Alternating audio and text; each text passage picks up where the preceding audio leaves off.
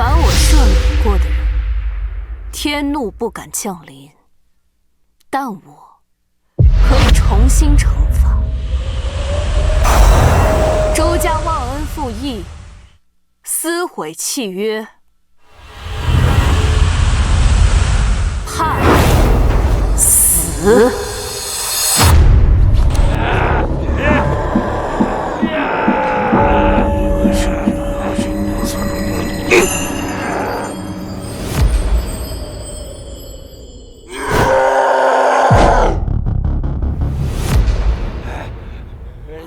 少帅，续命灯还剩7日，节哀吧。崇光道长，你可是龙虎山第一仙师，你一定有办法的，对不对？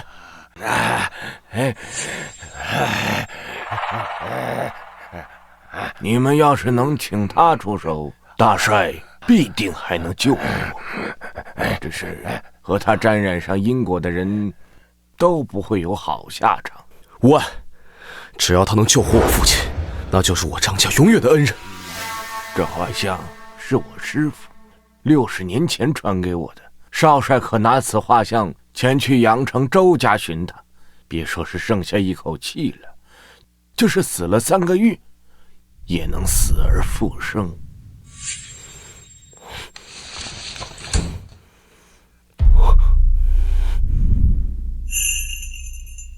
他是什么来历？我师父说过，他非红尘中人，他能掌音律，驱万鬼，一支抬旗，可判天地生死。他叫什么名字？司命。我叫司命。3年前，重游人间时，周家家主求我为周家逆天改命。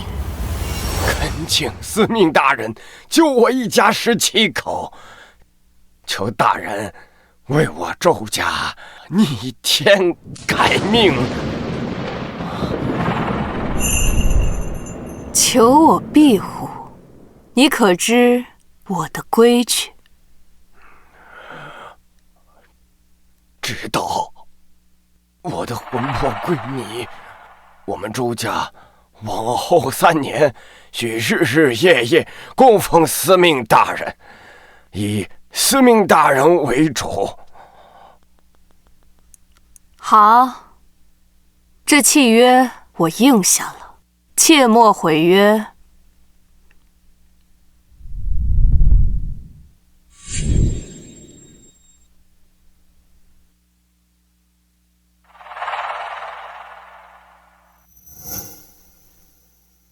九幽门开，神鬼退避，5名司命，判周家17口重改命格，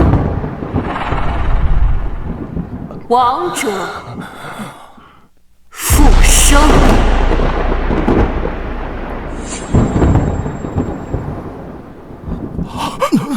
老爷，活了！老爷，活了！他们都活了！老爷，过了今天，就满3年。交易结束，此后周家兴衰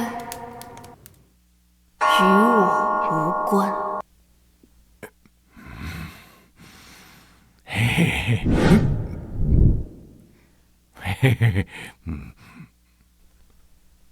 安静一点。司命小姐，我没说话呀。我没说你。哦。说。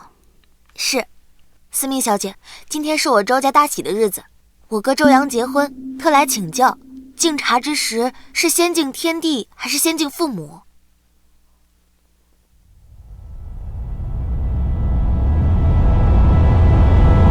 先敬我。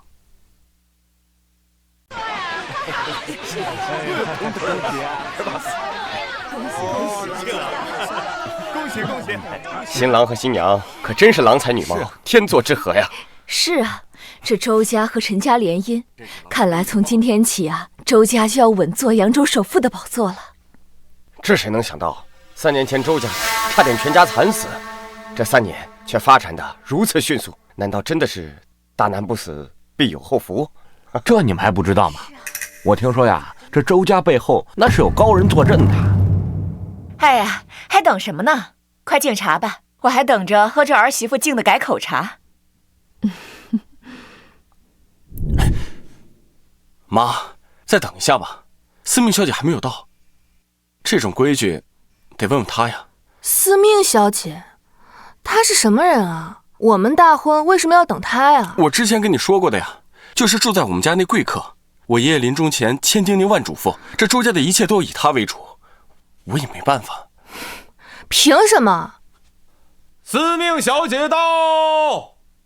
哎，他们怎么来了？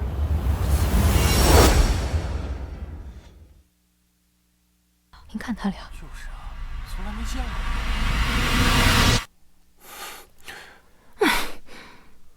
她就是那位周家贵客，太漂亮了吧！这简直比新娘子还要好看呢。长得这么漂亮，她不会是周家主养的小妾吧？不过长得怪好看呢。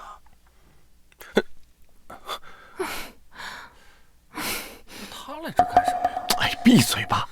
那位可是一位贵客，别张嘴就造谣。听说这位贵客邪性的很，小心要了你的狗命。妈，司命小姐说敬茶得先敬她。凭什么先敬她？她不过是在我们周家白吃白住、来路不明的野丫头而已。你说她这时候来，这是干嘛呀？我不知道你给老爷子灌了什么迷魂汤，和当初那样的遗言。但今天是我儿子结婚，也是我成为周家主母的大日子。哼，我可不会惯着你。你敢闹事，我就将你赶出去。第一次？什么第一次？妈，你少说2句吧。他是警告你第一次。你忘了爷爷临终前说什么了吗？咱们周家所有人的命都是司命小姐救的，没有她就没有我们啊。司命小姐是吧？我可管不了什么周老爷的遗言。今天是我女儿结婚，你年龄看着比我女儿还要小，先敬茶敬父母敬你呀，你受得起吗？就是，老爷子死前胡说八道，你还真就当真了。你今天还敢来搅局？哼！大家都来看看，就是他在我们家白吃白住，我儿媳妇的茶凭什么要敬他？整天一副高高在上的模样，就是养条狗，喂了3年还知道冲我们摇摇尾巴，而你呢，狗都不如。妈，掌嘴！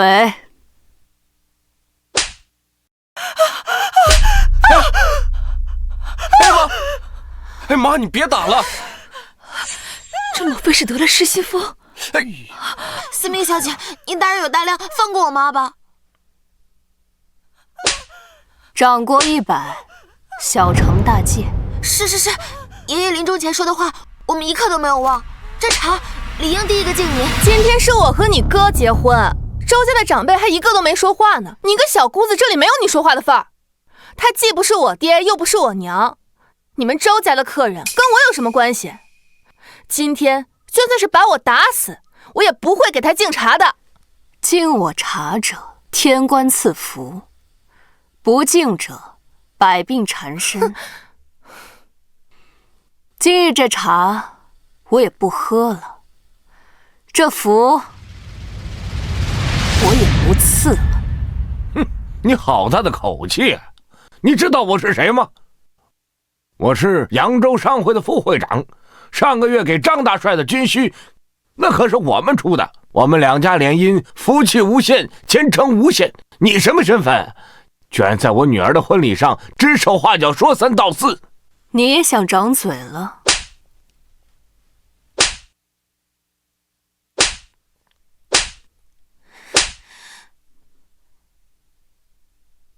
司命小姐，您息怒，我们周家绝对没有冒犯您的意思。他们是不知道周家有你做主才会如此的。亲家老爷，你也消消气，今天可是大喜日子。岳父，要不这事就算了吧，他邪乎的很。3年期限，今天是最后一天了。只要我完成我爷爷的遗愿，明天我就让他离开我家。啊！原来是有人仗着最后一天在这作威作福呢。哼，今天是我结婚，这里不欢迎你。哎呦！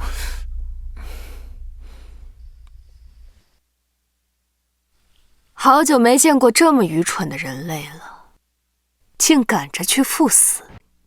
你敢诅咒我？没有我的允许，你若执意嫁到周家，必死！司命，今天是我大喜的日子，你敢在这妖言惑众，我跟你没完！他不是妖言惑众，我刚才特地数了一下，他打了自己100下。这也太邪乎了吧！周产两家怕是要乖乖听话，取消婚礼了。这什么事儿啊？这是！都给我闭嘴！我什么大风大浪没见过，能被你一个小丫头给唬住了，我还就不信了。现在就拜堂，警察先敬我，我倒要看看你还能把我怎么样！赶紧敬茶吧。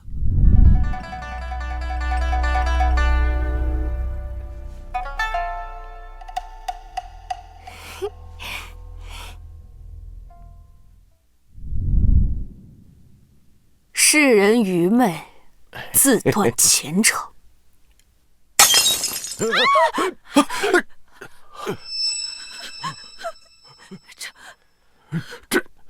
这是怎么回事？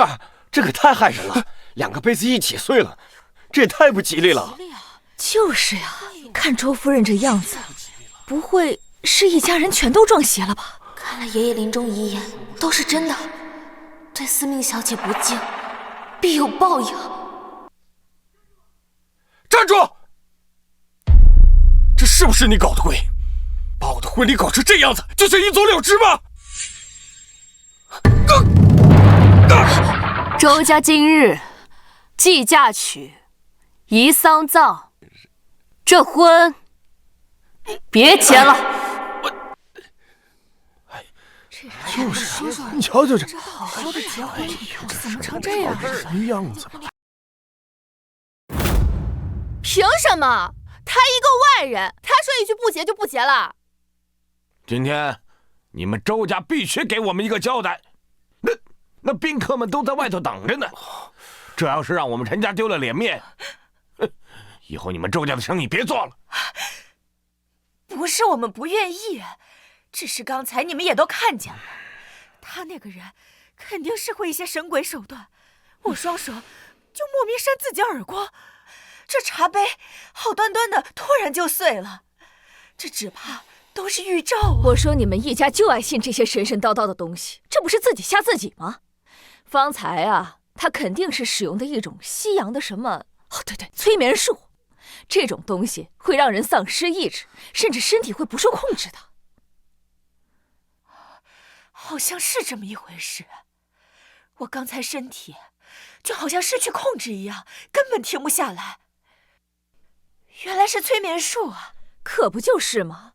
现在很多医院啊都给病人用这种方法，也不是什么高明的事。还有那茶杯，那更好解释了。要么就是那茶杯质量不行，要不然就是那个小贱人他动了什么手脚，催眠术都会了，动手脚还是难事。不对，我觉得呀，他应该是会一点武功，或者是那种天生神力。我就在他身边啊，我歘一下我就飞出去了。行了，既然是催眠术，那就没什么好怕的。那咱们两家总不能轮到一个这装神弄鬼的丫头片子做主吧？今天这个婚必须结。可你们不要忘了，司命小姐说，今天周家既结婚，明天再结吧。就你还处处维护着他，他还说今日宜送葬呢。今天就算是天王老子来了，咱们两家也必须把这个婚礼办下去。现在就去祠堂跪拜上香，上了香就算是礼成了。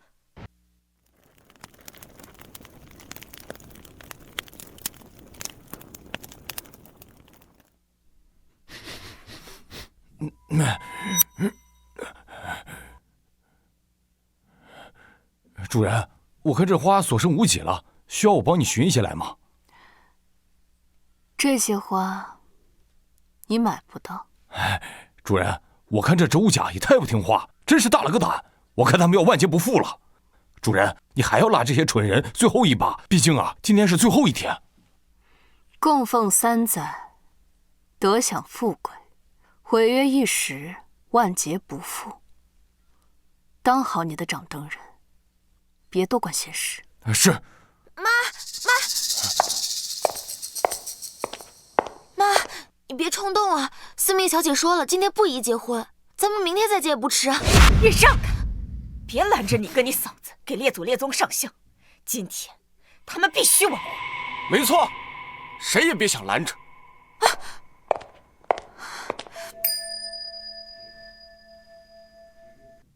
那是什么呀？闺女，你这是怎么了？闺女，你手怎么流血了？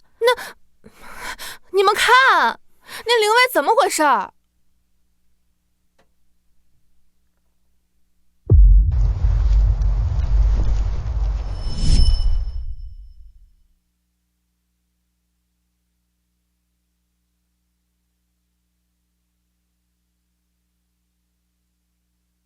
他的灵位怎么能在这儿？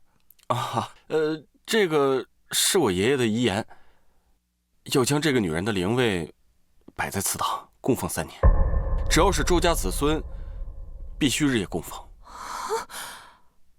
你们周家对着他的灵位日夜供奉？我就你们周家17口，你们需供奉我3年，日夜跪拜，不得有误。是，司命小姐，我会告诫周家全族，日日夜夜供奉跪拜，该离家的离家，该守孝的守孝，绝不敢有半分闪失。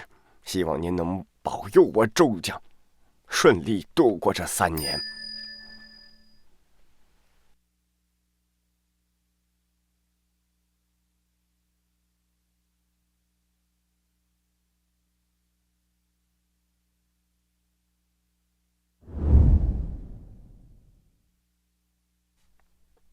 哎呀，咱们别管那么多了，只要是上完香，我们就算礼成了，我们马上就是夫妻了。让我跪拜他，绝无可能。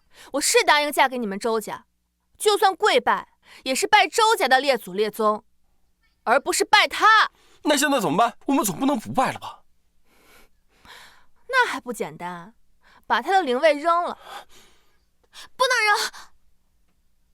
嫂子，这可是爷爷临终前千叮咛万嘱咐的事，我们周家全族认司命小姐为主。您既然嫁到周家，就是周家的人，拜一拜吧，礼成了就行了。你们周家欺人太甚了吧？我从小长到大，我爸妈都没让我跪过。今天你要是让我拜他，那这个婚就别结了。哎，媳妇，我这就把灵位扔了。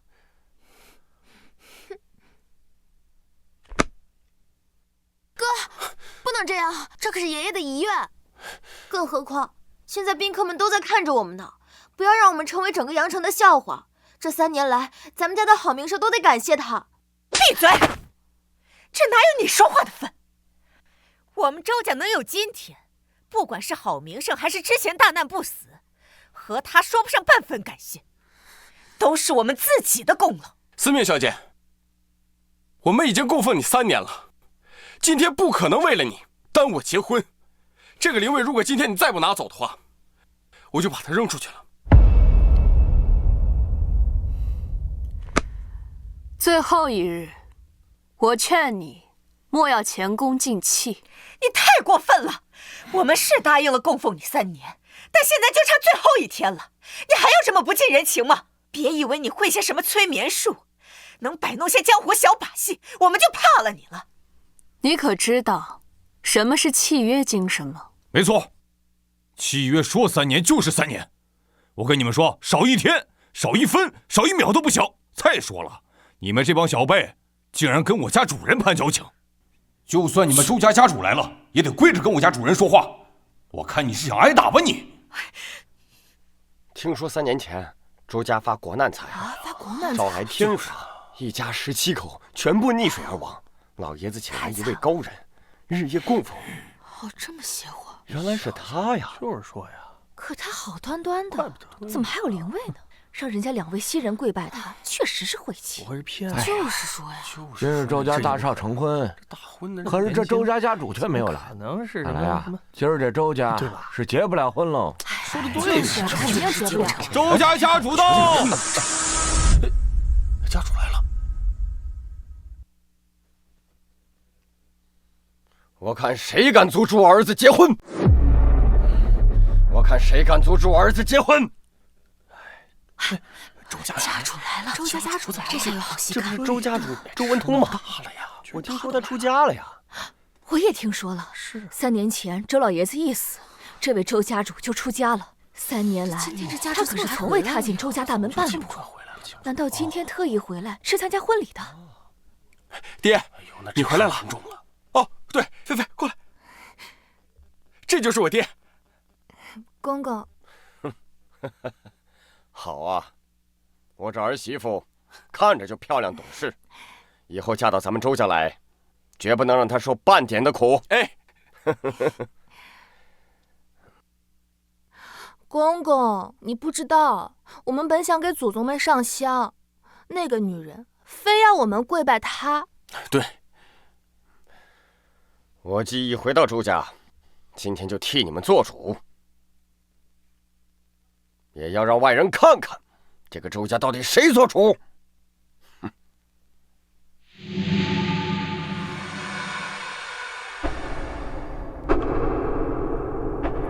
谁允许你回来的？你当然不乐意我回来了。3年前，就是你一句话，骗了我去道观苦修3年。今天是我大儿子的大婚之日，你还不让我回来，心思可真歹毒啊！让你离开周家清修3年，是需要你为周家继续遮掩煞气，避开鬼使阴差，终究还是差了一步。往后周家必定多灾多难，天怒人怨。你这女人当真是恶毒，敢在我的面前诅咒我夫家！我们周家养了你3年，你就是这么报答我们家的？报答？你们周家17口人的命，都是我给的。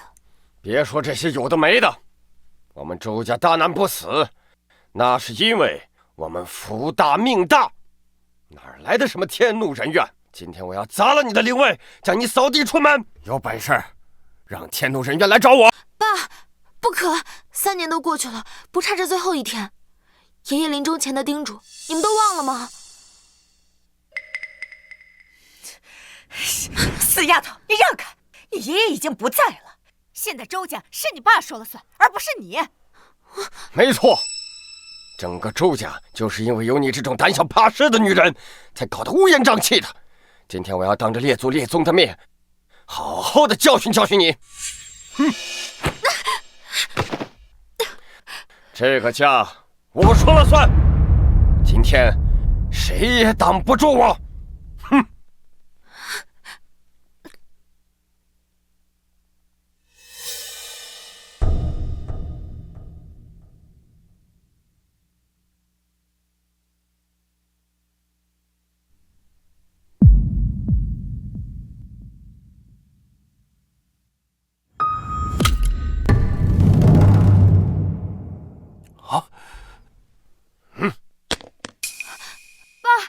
这可是你从道观中间请来的拐杖，这突然就断了，这就是列祖列宗对我们的警告呀！哼！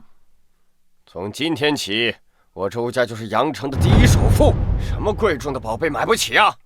一个外人的牌位配放我周家的祠堂，他配吗？我今儿还就砸了！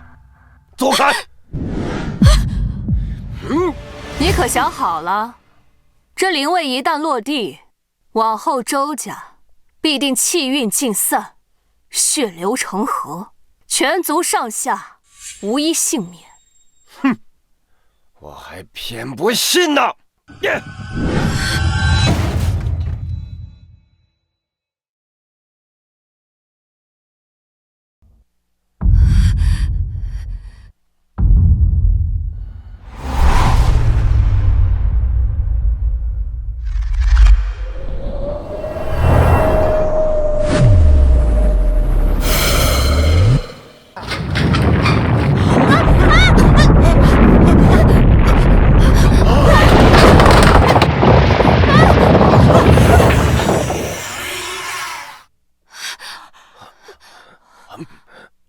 情况？发生什么了？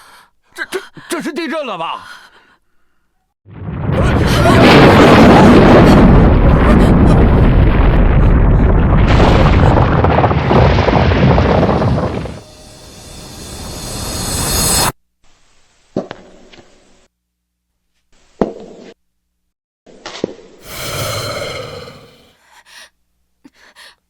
爸，你在干什么？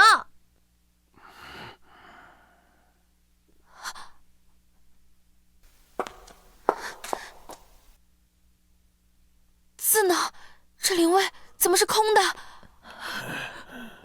这就是些装神弄鬼的把戏。你看，这不什么事都没有吗？爸，你没事吧？我福大命大，能有什么事儿？快，把祖宗灵位都摆上去！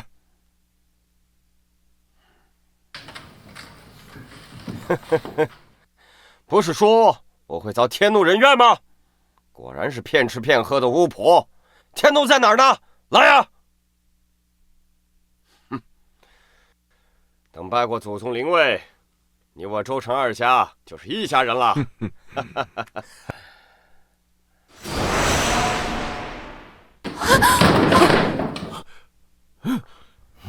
怎么回事？无知！我家主人不开口，他们哪个敢抬头啊？妖言惑众！一定是这案桌年久失修、底部不平的缘故。别管那么多了，上香吧。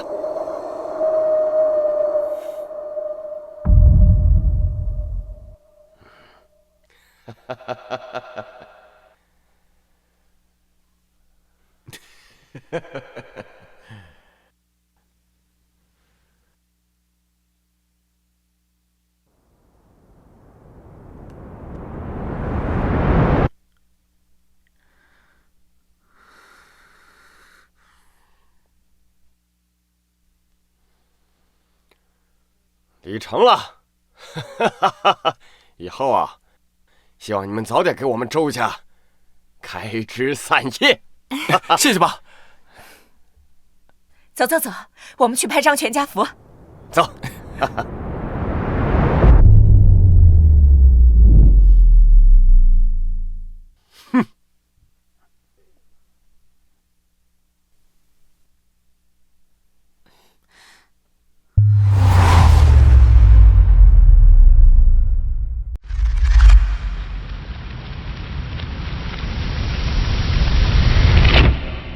后面的往前上啊！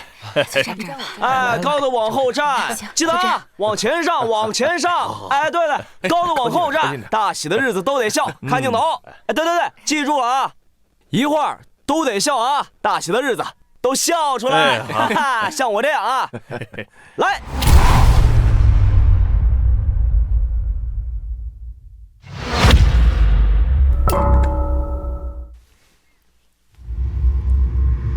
凡我赦免过的人，天怒不敢降临，但我可以重新惩罚。周家忘恩负义，撕毁契约，判死。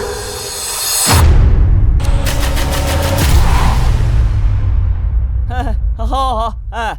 咱们再来一张啊，都保持住，滋个大家乐，哎，嘿嘿，对，笑啊，哎，好，哎，周家家主啊，你睁开眼啊，睁开眼吧，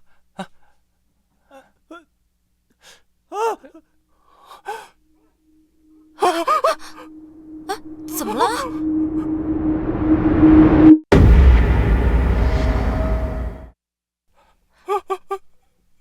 老爷，老爷，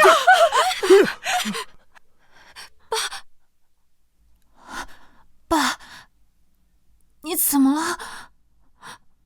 哎呦，这快来人啊！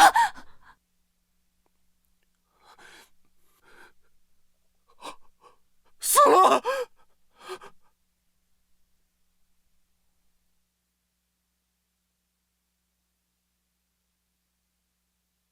怎么可能？周家主刚刚还好好的，快找大夫！阿周，你没事吧？阿周，醒醒，小文，小文，阿周，怎么回事？怎么会这样？是他，一定是他！妈，难道他真的能索命？老公，如果是这样，咱们的女儿可不能嫁给他们家呀！咱们快走，这和我们陈家可没有关系啊！哎呀，咱们两家都成亲了，那还能跑到哪儿去？今天这个事情必须查清楚。哎呀，不可能！难道爷爷说的都是真的？记住，一定要记住，咱们周家全族的命都是司命小姐给救的，她能给，就能收回去。3年，以她为主，万万不能逆她的意呀！不能毁约，千万不能毁约，否则周家所有人都会死无全尸，万劫不复。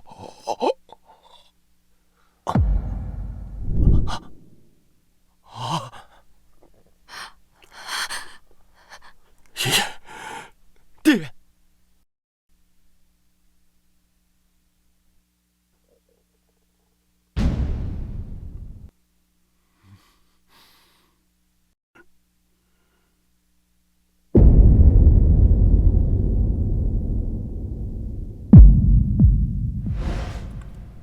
不可能，不可能！难道我们的命真的是他给的？爸，3年了，就差这最后一天，你为什么非要在今天回来呢？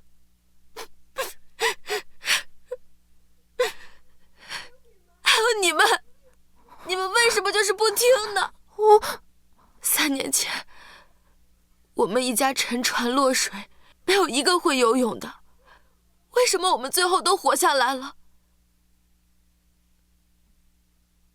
当时，只有爷爷没有上船。爷爷身子骨那么硬朗，却说病就病了。你们仔细想一想，爷爷说他3天内会死，3天时间一到，他立马就死了。这一切难道都是巧合吗？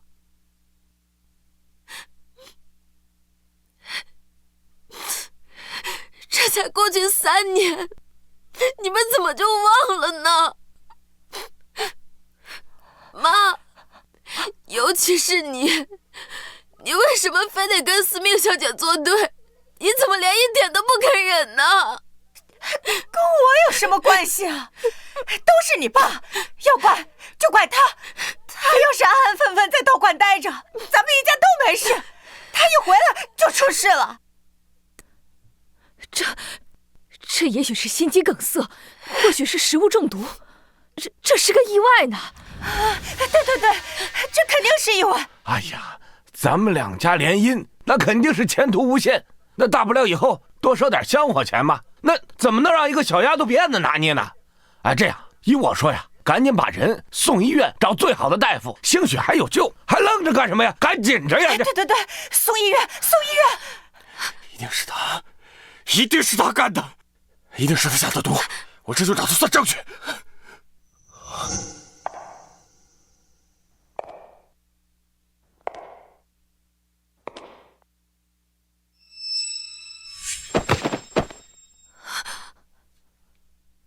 司命，你说是不是你干的？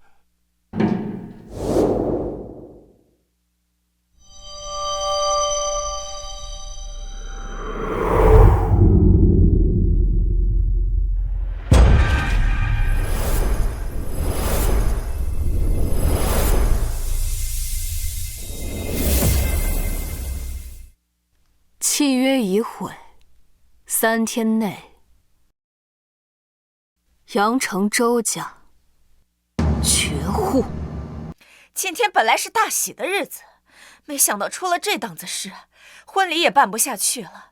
亲家真是委屈你们了。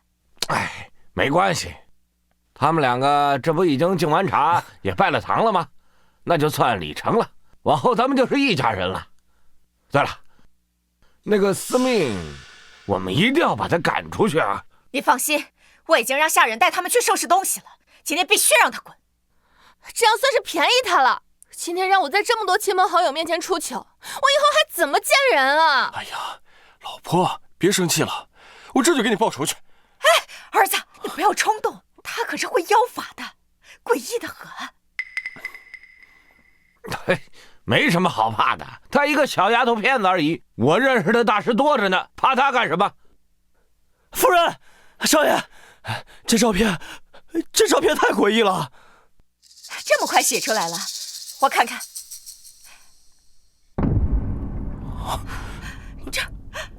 这照片怎么回事？你怎么拍的照片？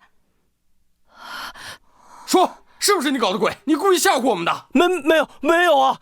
我刚刚洗出来，可还好好的，拿到手上就这样了。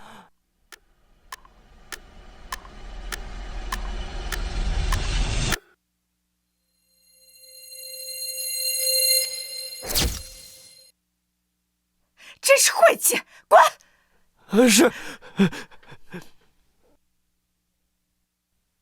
怎么回事？他们3个人死了，大和尚上就偏偏少了他们3个人，怎么会这样呢？一定是照片曝光出了问题，肯定是巧合。对，一定是巧合，是巧合。原来如此。夫人，少爷，又怎么了？夫人，金陵张少帅带着厚礼前来拜访，已经到了大门外了。什么？张振国少帅吗？是，就是他。这是他们的拜帖。这是为我呀。下去吧。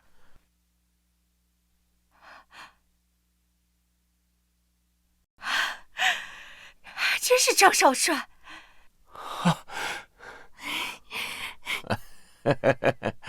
可我听说张大帅他重病在床，他不在金陵守着，跑到我们周家来干什么？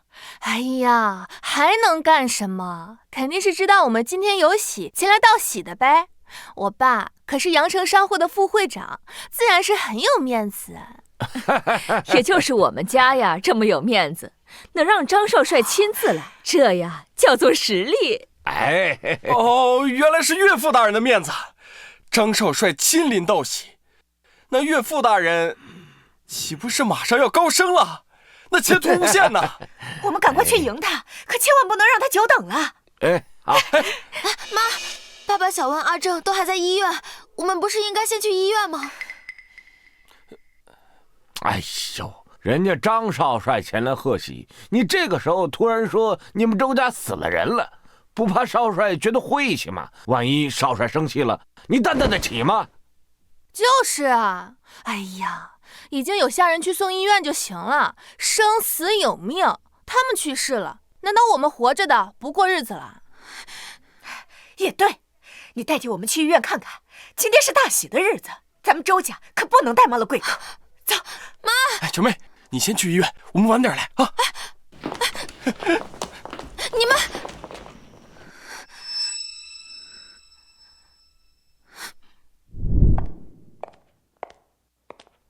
司命小姐，司命小姐，求您了，放过我们周家，我求您了。3年前，你爷爷跪在我面前的时候，可比你虔诚多了。今日周家覆灭，不可挽回。司命小姐。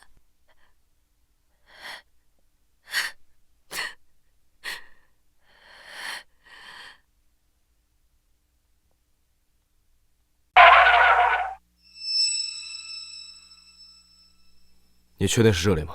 没错，阳城周家就是这里。少帅，我觉得我们没有必要搞这么正式，还地拜帖，直接进去找人不就完了吗？事关我父亲的生死，绝对不能怠慢。少帅说的是，不过，少帅，我最近打听到一条消息，说3年前周家3口人一骑乘船，全都死了。周文通就这样死了？3人的死状都一样。看来，这位司命大人的确是有常人无法理解的神鬼手段。如此，我们更应该以礼待人。我让你准备的厚礼准备好了吗？都准备好了。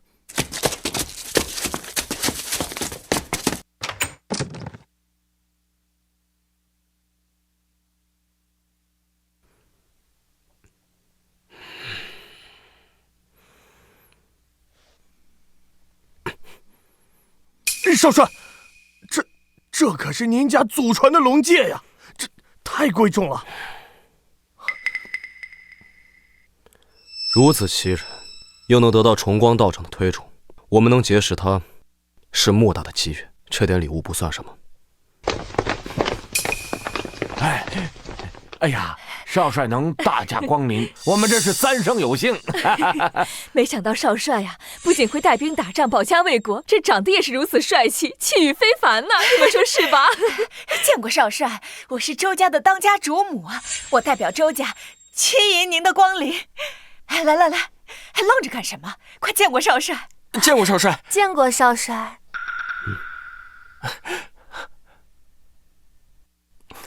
菲菲，你爸爸面子真大呀！少帅送了这么多礼。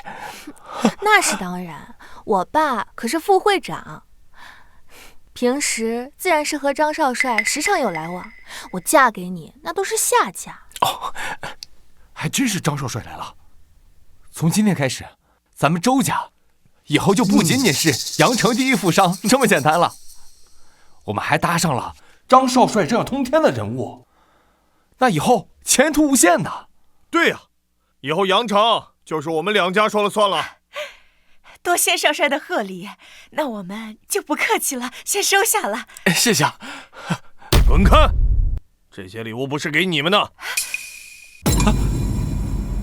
不是给我们的，那是给谁的？金陵、张振国今日特携重礼，前来求见司命大人，还请司命大人收下晚辈的一点心意。什么？给他的？少帅，你是不是弄错了？是啊，少帅，你是不是弄错了？你这不是冲我这个副会长来的吗？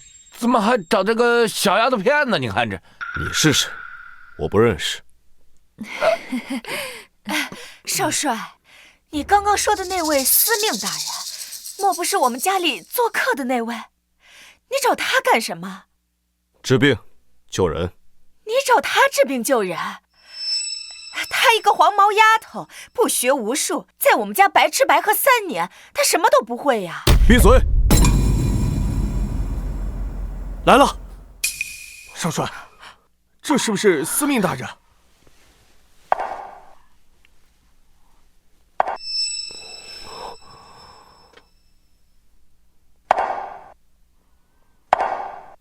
哎，这么年轻啊？我们会不会是搞错了？不对，崇光道长说得此画卷是60年前，也就是说，司命大人是60年前的人。可他的这个模样，怎么和画里一模一样？难道他不会变老吗？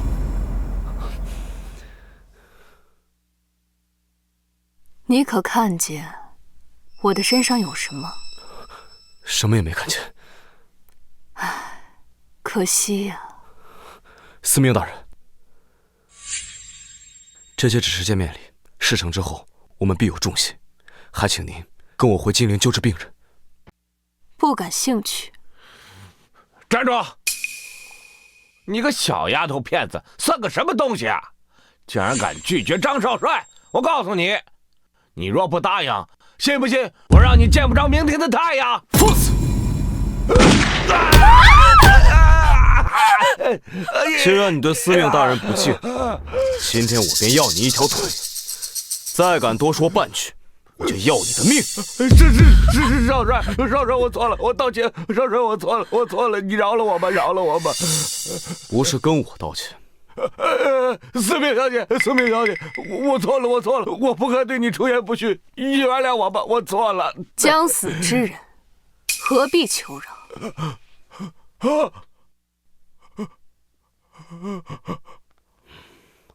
司命大人，我父亲病重，我请了无数名医都束手无策，现在唯独您能救我父亲，还请您出手相救，无论什么条件，多少钱财，我都愿意。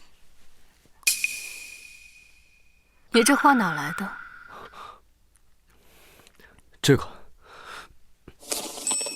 此画是龙虎山崇光道长所赠，也是他让我拿着此画来此地寻你，还请您出手相助。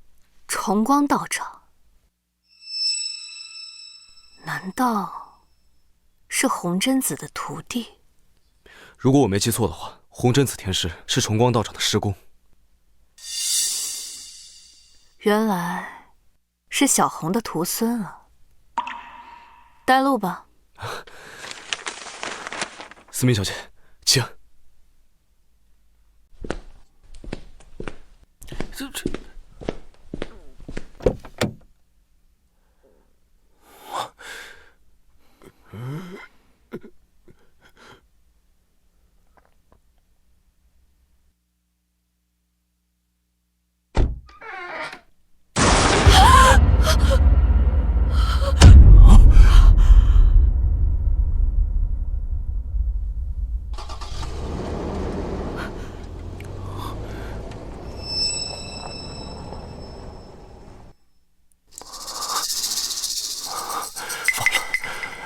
完了，他居然是少帅府的座上宾，我们好像做了个错误的决定。要我说，你们就不应该跟他作对。以他跟少帅的关系，我老公应该是商会的会长，而不是什么副会长。谁知道他会医术啊？就连张少帅都亲自来求他。早知道这样，也不至于最后一天得罪了。我看他就是故意的。我们养了他3年，他压根就没报答过我们，现在还诅咒我们不得好死。从今天起，我们就要过得比以前还好，气死他！不好了，夫人，不好了！阿四，你不在仓库守着，你跑这儿来干什么？咱们家的仓库突然着火了！什么？啊！快救火呀！我们家所有的货物都在那里面，快去救火呀！你们也去，走，快！一整年的货呀，本来明天就要运出去的，这可怎么办？妈，报应真的来了！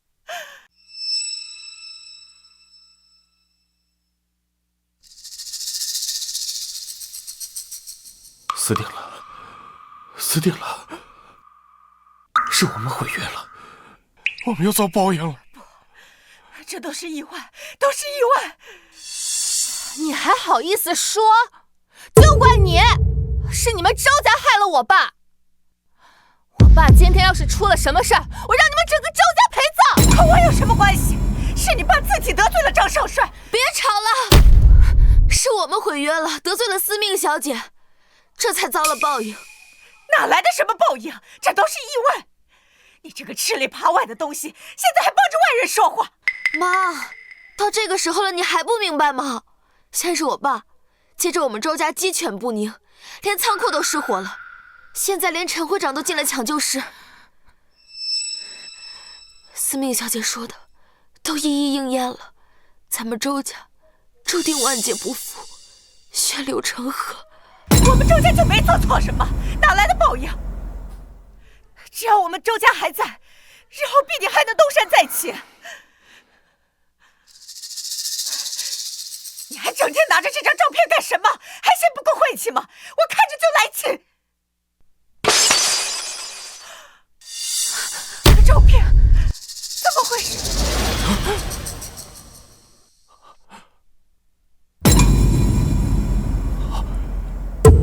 其他人呢？怎么少了这么多人？出事了，他们肯定出事了！闭嘴！你少在这妖言惑众，还嫌这个家不够倒霉吗？这一定是照片的问题，是照片它褪色了。夫人，少爷，不好了，大是不好了？什么不好了？别胡说八道的，慢慢说。不是让你去仓库救火吗？仓库的火救回来多少？快说！全没了，全都被烧没了。三叔、二少爷他们去救火，全部都被烧死了，一个也没活着从仓库逃出来啊！什么？你给我说清楚，到底是货物一个没救出来，还是人没救出来？货物没了，人也没了，全部都被烧没了。那可是周家所有的货，明天要是发不了货，那不是要交10倍的赔偿金？周家这得赔多少钱？妈，周家马上就要没有钱了。周家17口人，就剩我们3个人了，全没了。到底是怎么回事？谁放的火？查清楚了吗？不是人放的火，是一道天雷突然劈了下来，然后整个仓库就起火了。2房3房他们去救火，然后突然整个仓库就塌了。怎么可能是天雷？你骗我对不对？对不对？妈，事到如今你还是不肯相信吗？你还要执迷不悟吗？爷爷去世的时候你也在场，爷爷说的遗言你都忘了吗？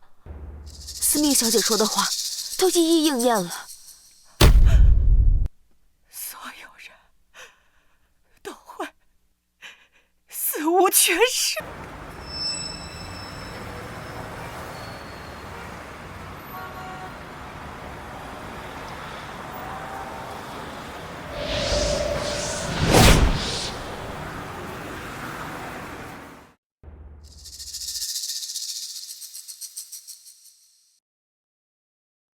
命运的馈赠，总是早已在暗中标注好了价格。司命小姐救了我们全家的性命，我们只需要供奉她3年，这很难吗？就剩这最后一天了，你们为什么偏偏要在这一天得罪她呢？我没有得罪他，我那样说是跟他开玩笑的。他吃我们家住我们家的，而且他的灵位不是我扔的，跟我没有关系。妈，都这个时候了，你觉得你说这些你就会平安无事吗？你的命也是他3年前救的，你也是周家的人。我不是周家的人。周阳，我要和你离婚，马上离婚。没错，司命报仇也是找你们报仇。我告诉你，我们陈家跟你们周家没有关系。女儿，咱们现在就走，拿上嫁妆，跟你们周家一刀两断。走。哎，不行，你不能走。所有的亲戚朋友都知道我们结婚了。如果你们今天走了，让我们周家的面子往哪儿搁？我刚嫁你们周家，我爸就出事了。我们现在不走，我们都得死。放手！放手！你，对不起。你竟敢打我！我不是故意。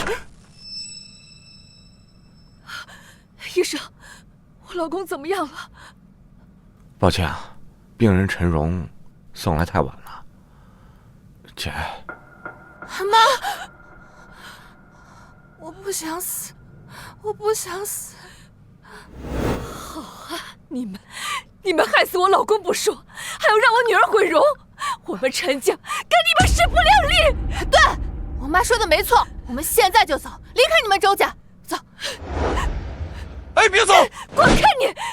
老婆，老婆，你别走啊！为什么会这样？我爸爸死了，火也烧没了，老婆也跑了。我明明昨天还是周家的公子，为什么会这样？为什么会这样？事到如今，我们只能去找司命小姐道歉，求她原谅。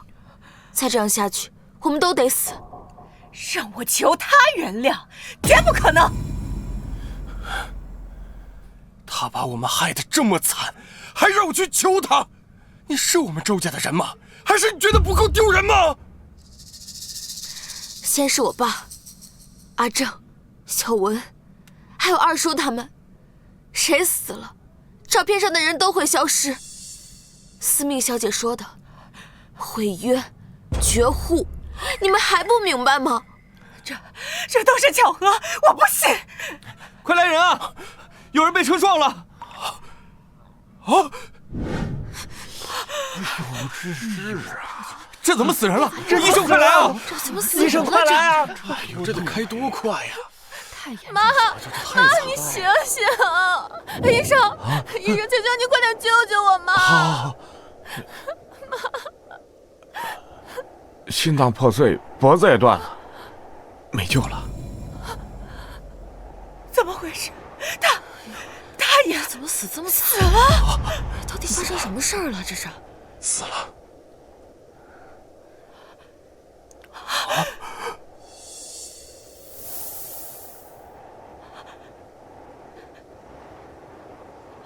下一个，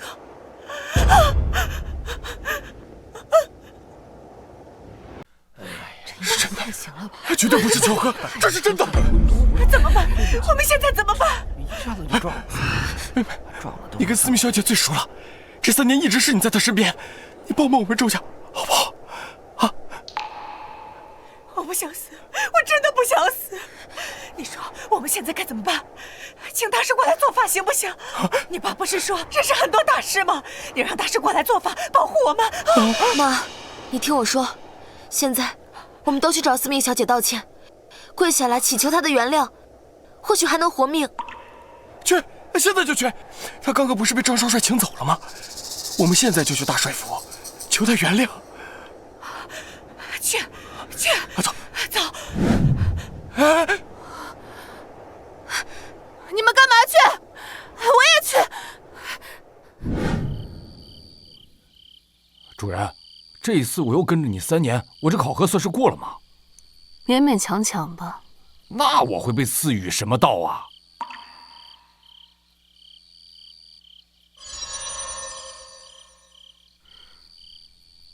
畜生道。啊，畜生道不应该是天道或者是阿修罗道吗？啊，畜生道就畜生道啊，谢谢主人。司命小姐，我想先跟你说说我父亲的特殊情况，他的病症很不寻常。啊，多不寻常！快说快说。这件事说来话长，我父亲是金陵有名的元帅。直接说是。辨认任何身份对我来说都没有任何区别。好，这件事要从3个月前说起。有一天晚上，我听到外面有奇怪的声音。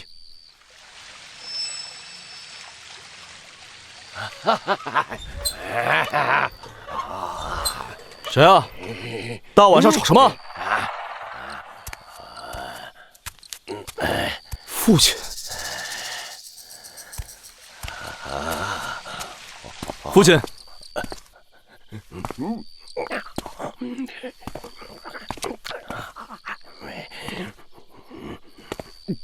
父亲，你没事吧？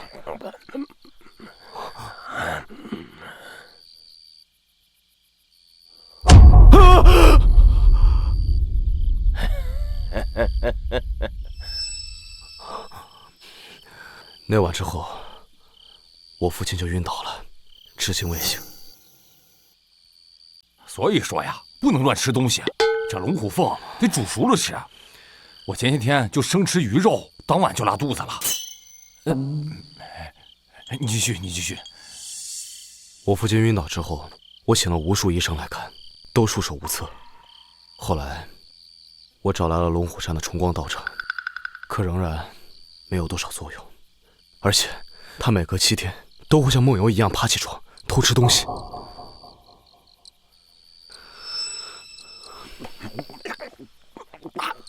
大帅，大帅，不能吃啊！大帅，不能吃！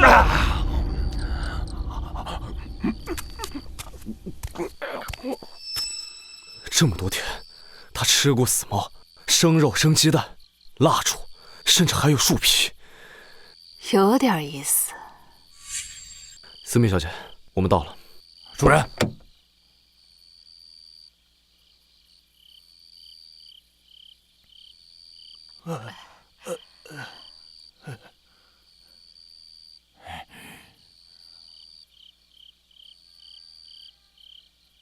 司命小姐，这行李箱里装的是什么？这么沉。哎呀，我家主人的东西，还是我来拿吧。司命小姐，请。自从我父亲出事以后，整个大帅府就变成这样，总是冷飕飕的。有时候晚上还能听见一些哭声。崇光道长说，那是厉鬼来索命。你一个妖怕什么鬼啊？主人，妖也有胆小的嘛。我方圆3丈皆为圣地，你给我站远点。哦。妖界耻辱！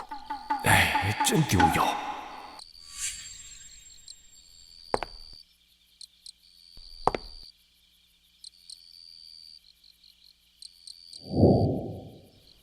这个司命大人，当真有神鬼手段。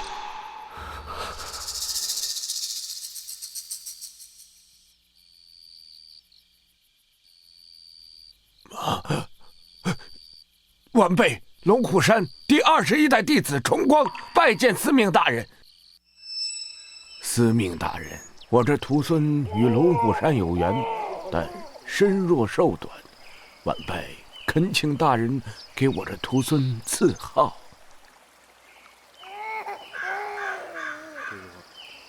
自名崇光。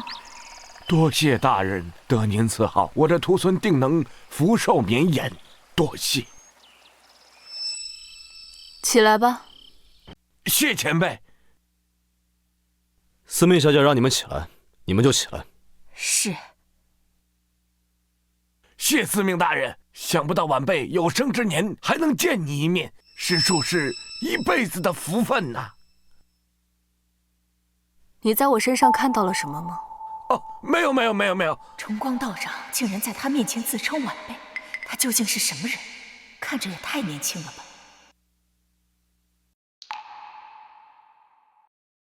糟了，他们对我一见钟情了。司命小姐，我现在吩咐下人准备饭菜，要不现在去看看父亲的情况。不急，你父亲有续命灯，还死不了。先住下。他还没看我父亲一眼，竟然知道我为父亲点了续命灯。来人，带司命小姐住下，住最好的房间，备最好的茶水点心，不得怠慢。是。哎，前辈，来，请。完了，又来了个竞争对手。郑国，你不会真想让这个黄毛丫头给大帅治病吧？我不同意。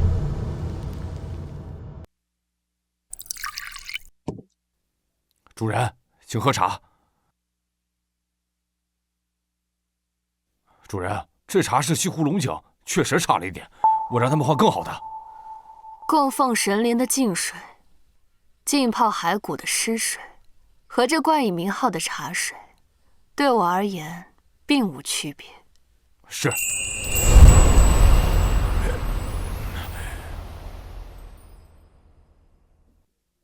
主人，这大帅府未免有太多冤魂了，肯定发生过什么不为人知的大事。主人，您第一时间没有去查看大帅，是不是想着先暗中调查一番？如果是的话，您就交给我去吧。交给你？没错，只要我把刚刚那2个姨太太叫过来问一问，他们必定事无巨细，什么都告诉我了。你跟他们是旧相识？哎，那也不是。但刚才我们到的时候，你有没有看到他们2个看我的眼神？那眼神啊，含情脉脉，柔情似水。我想啊，他们2个肯定是爱上我了。只要我一开口，朱兄，你这是？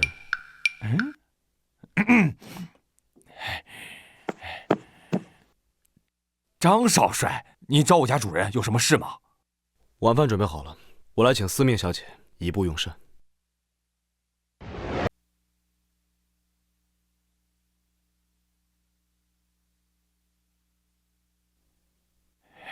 嘉哥坐旁边来。在我们府上，女子不能上桌吃饭，希望你能遵守我们府上的规矩。这是什么破规矩啊？司命小姐是吧？我这话不是针对你，别见怪。二叔，司命小姐是我千辛万苦请来的，可千万不要对她不敬。我是个粗人，大道理我可不懂，但至少我能眼瞎。你说你请这位崇光道长回来也就算了，至少他也算是一个有名望的老道士。但现在你又花那么多钱请这么一个黄毛丫头回来，算什么？你是希望我大哥快点好起来，还是希望他早点死呢？你这是什么意思啊？哼，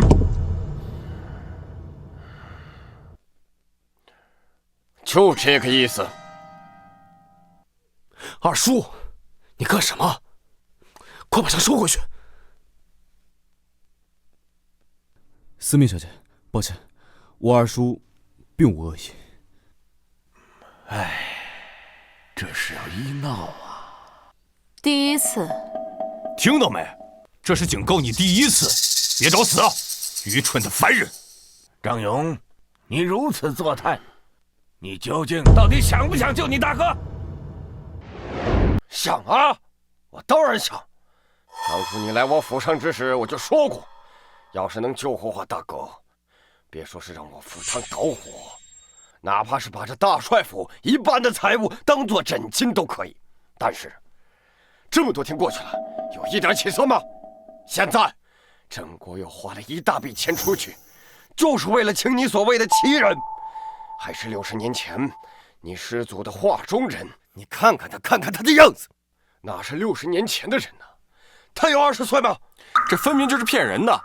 是啊，就他这个年纪，就算从娘胎里开始学，医术也高不到哪里去。他凭什么能医好大帅？我怀疑你们就是联合起来骗钱的，敢骗到我大帅府来，找死！呀！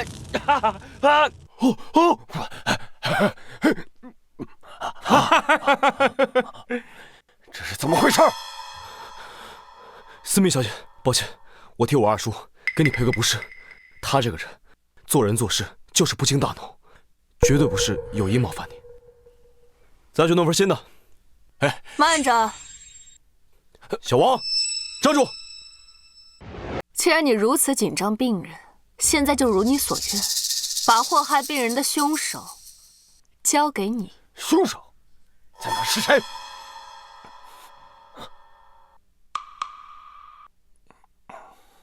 王志高，我张家养了你10多年，你竟然要害我父亲，为什么？不是我呀！若不是大帅当年给我一口饭吃，如今我已经饿死在街头了。我怎么会害大帅呢？我冤枉啊！冤枉啊！死到临头，你还不承认？我家主人说你是凶手，你就是凶手。我不知道你有没有听说过一句话：司命知生死，判官之下无冤魂。你就是凶手。我没有啊！我不知道你们在说什么，我没有害大帅。这位小姐，凡事要讲个证据吧？你有什么证据说我害了大帅啊？的确，司命小姐，你可有什么证据呢？他是我府上的老人了，平日里安安分分，并未做出什么出格之事。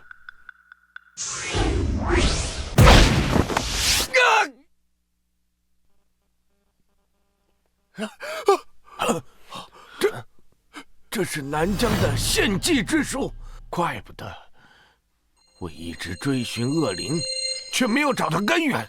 原来是你献祭了自己的精血，掩盖了这一切。没想到你是个白眼狼，老子要一枪崩了你，为大帅报仇，为府上足足10条人命报仇。我没有害所有人的，我没有害所有人。你还不承认？这个玉佩是大管家服侍我父亲30年，我父亲亲手送给他的，为什么在你身上？我们大帅府待你不薄，你为什么要害我父亲？说不说？没错，是我杀的，他们都该死，大帅也该死。为什么要把大管家的位置给别人？我明明服侍了大帅那么多年，凭什么新进的管家不是我？因为你不合适，你这个人心胸狭隘，容易受人挑唆，你没能力当上大管家，你更加适合待在厨房。你放屁！你根本也不适合当少帅，你只会乖乖听大帅的话，当一只逆来顺受的哈巴狗。大帅说什么，你一句都不敢反驳。去死！滚吧！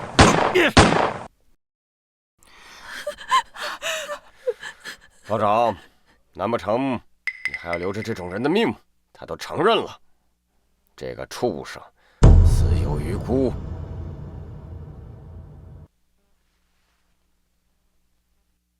多谢司命小姐出手相助，替我们揪住真凶。这个人除去，我父亲的病是不是就好了？没那么简单。那还请司命小姐出手相救。崇光，你有什么想法吗？在大人面前，晚辈不敢多言。只是王志高身上的阴煞气息，不像是害了10条人命，最多只有3、4个。什么意思？难道说他还有同伙吗？南疆之术，贫道也就略知1、2。这个王志高，他一定有同伙，他一个人不可能杀死那么多人。哎呀，肯定有同伙啊！这么简单的事情，你们都想不明白吗？有什么问题？他身上的字啊，哎呀，他既然有字，那肯定得有人给他写上去吧？哎，明白？这角度虽然有些独特，但还是有些道理的。懂这个献祭之术的，可不是一般人，他会是谁呢？你们大帅府出事前后，一共死了多少人？一共6位，2位姨太太，1个奶娘，还有一个年纪比较小的妹妹张招娣，剩下2个是府上的丫鬟。他们有名字。你说什么？我说他们有名字。第一个被害死的叫徐曼，是我们府上的丫鬟。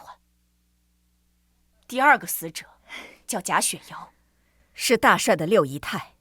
使不得，这里不能做呀。第3个死者叫钟映霞，是大帅的奶娘。第4个死者叫蒙阿梅，是战死的张火生副将他的妻子。看什么呢？第5个死者叫张招娣，是是少帅的妹妹。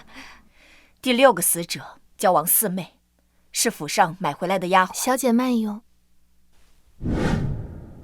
都是女子。没错，都是女子。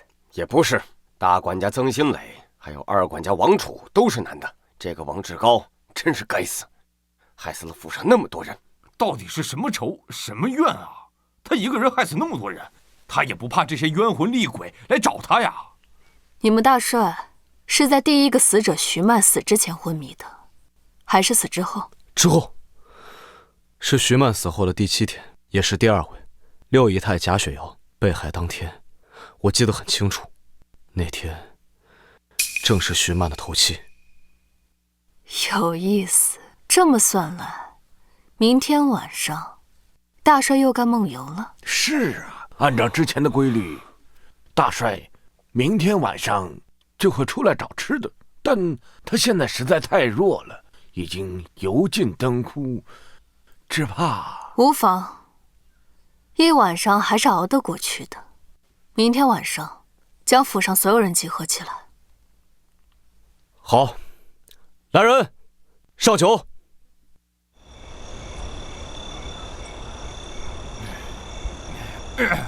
这大帅府的伙食就是好啊，比起周家那群忘恩负义的，那可强多了。就是刚刚吃饭的时候，瘆得慌。哎呀，不知道司命大人觉得今晚的饭菜合不合胃口？哎，要不要我晚上再让他们做些好吃的，送到他房间去？你个糟老头子，无事献殷勤坏得很。方才我就看见了，你把我家主人用过的茶杯给偷偷拿了，是不是？这司命大人用过的东西，自然十分有价值，你懂个什么？主人。哎，主人，那边好像有人在荡秋千啊！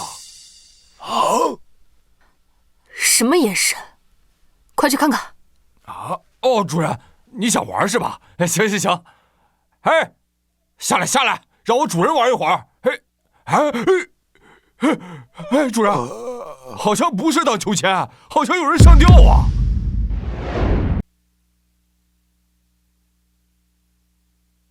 这是王志高的妻子，也是我们府上的老人了。少帅，这是在尸体身上发现的，是遗书。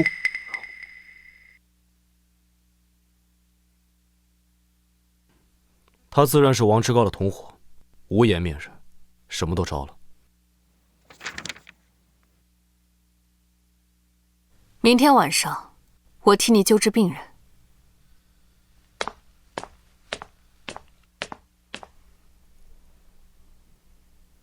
你好，我们是来自阳城的周家，今天前来找司命小姐，麻烦你帮忙通报一声。你们就是周家的人？嗯。司命小姐交代过了，不见，请回吧。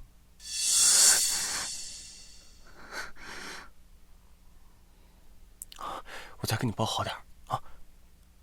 哎，怎么样？还不能进去吗？司命小姐还是不肯见我们。不是，他什么意思呀？长本事了，我们都亲自过来赔罪了，他什么态度啊？就是，我们现在还不够惨吗？我们已经1分钱不剩了，还倒贴了那么多钱，都是他害的我。就是，就算惩罚也要有个度吧。我们陈家和他又无冤无仇的，还想拿我们怎么样啊？你们少说2句吧，非得让周家绝户，你们才肯满意吗？女儿啊，那我们现在怎么办啊？既然司命小姐现在不愿意见我们，那我们就跪在这里恳求她，也许她心生怜悯，就会愿意见我们了。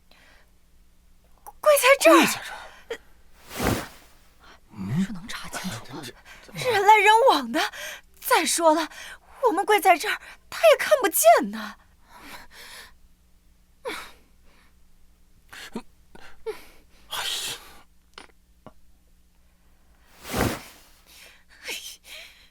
哎呀，跪吧嘛！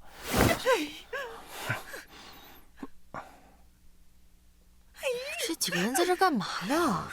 怎么跪在这儿啊？那肯定不是得罪少帅，是来求见什么人吗？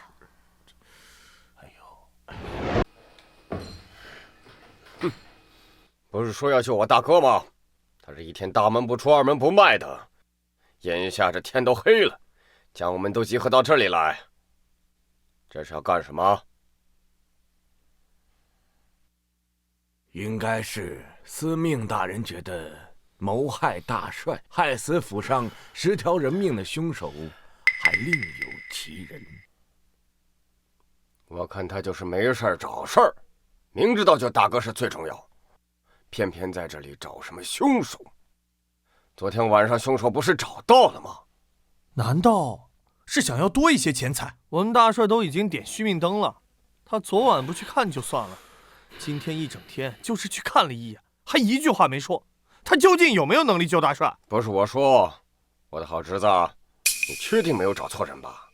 就这么一个黄毛丫头，就算她是有些小手段，可她真能治好大帅吗？如果今天晚上她再不出手救人，别怪我对她不客气。你要对谁不客气？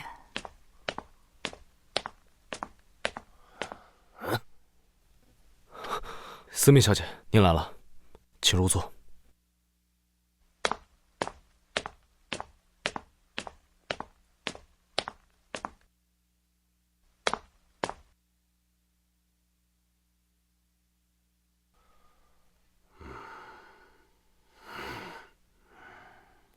来了也正好，我就问你一句，你什么时候能给我大哥治病？你到底能不能把我大哥救醒？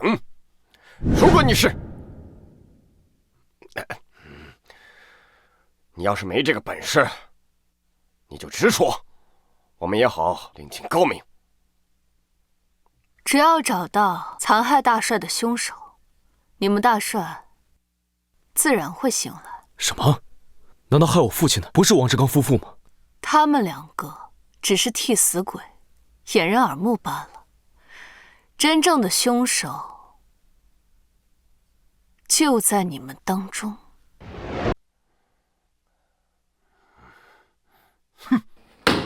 还有凶手，来呀！我倒要看看他到底是谁，敢谋害我大哥，我亲自解决他。司命小姐，你难道还有什么线索？找线索破案我不感兴趣，想要知道谁是凶手，让大帅亲自告诉你们不就好了？我大哥在昏迷，他怎么亲自说？哎，嘿嘿。拿稳你们手上的花生，今晚大帅梦游的时候，吃了谁手上的花生，谁就是祸害大帅的凶手。你们都听到了吧？这花生可是我主人亲自下过咒的，你们要是谁心虚给他丢掉了，那也是凶手。嘿嘿嘿，来，拿着啊！哼，一把破花生能干什么？拖延时间罢了。要是我们大帅真死了，就拿他们陪葬。敢耍我的人，都得死。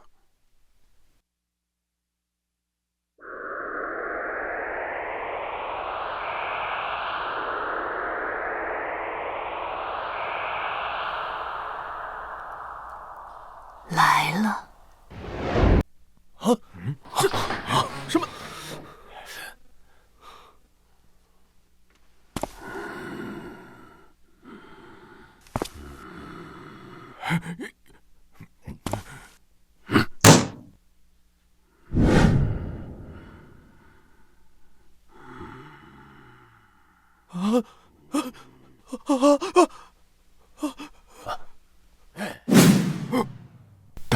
大哥，我没有害你啊，我没有害你啊！你，平日我对你不错呀，你为什么要杀俺啊？为什么要杀俺？弄死你，杀死你，杀死你！定，是你？不是我，不是我。二姨太，真的是你害了我父亲？为什么？为什么？不是我，真的不是我。我发誓，我从来没有害过他们任何一个人。但他们的死，都跟你有直接的关系。司命大人，这怕是弄错了吧？他要是害死了6条人命，他现在肯定是怨气缠身啊。可是我在他身上看不到半点怨气和阴煞气呀。我没说是他害死了他们，只是说那6个人的死跟他有直接的关系。他身上之所以没有阴煞之气，是因为那6个人都是自杀。自杀？而他就是跟那6个人的鬼魂一起谋害了大帅。什么？自杀？你就是说，这么多个死者都是自杀的，他在联合6个鬼魂来谋害我大哥，这纯属胡扯！不可能吧？真的就为了多一些赏钱，连集体自杀都说得出来？其他人我不知道。4个死者之中有2个姨太太，还有1位是大帅的奶娘，在府上都是享福的，他们凭什么自杀？又为什么要变成鬼魂害大帅呢？我说这位司命小姐，知道在我们面前胡说八道会是什么后果？我相信司命小姐，她不是信口开河的人，她这么说一定有她的道理。自杀，原来是自杀，怪不得我在他们身上看不到半点怨气。主人，这可是集体自杀，而且是6个女人轮流自杀。他们如果要害大帅，就算上去咬，也可以咬死大帅了吧？可是他们是自杀去复仇，这是为什么？其实我也想知道为什么，干脆就让他们的鬼魂来说说吧。司命大人，您这是要招魂吗？可他们都是自杀呀，原本就会变成厉鬼。但是你同时召唤6个鬼魂，这阴气也太甚了吧？再说了，大帅这身体也怕扛不住啊，到时候会被吸干精血，成为干尸的。无妨，我定会护他周全。你去端一盆清水来，再取6双绣花鞋。是。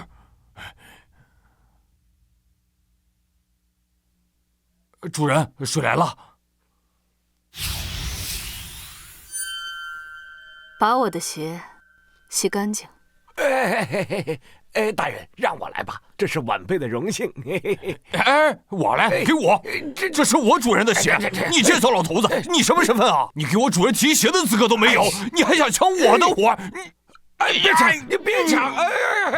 好，一人一只，好吧？这都被抢坏了都。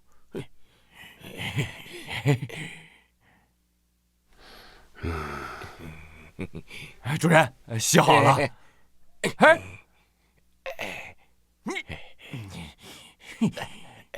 把这盆里的水给大帅喝。这什么？司命小姐，这恐怕不妥吧？荒唐至极！你这是存心羞辱我大哥，我看你是不想活了。在京里，还没有人敢羞辱我们大帅。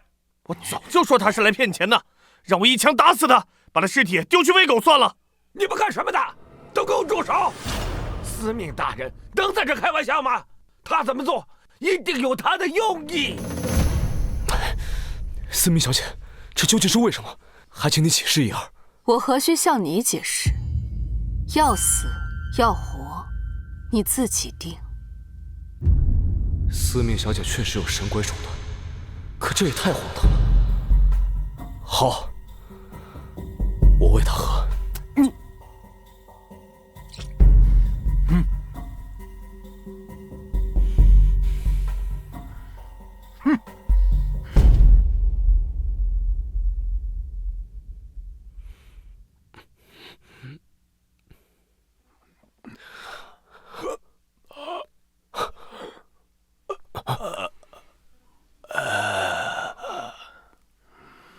你们要是不想死的话，也可以喝一些。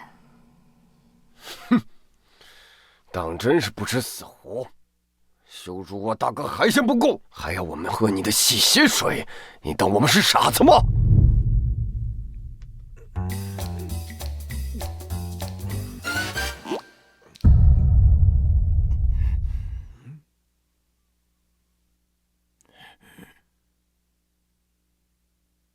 此鞋叠阳履，野鬼认作坟头土。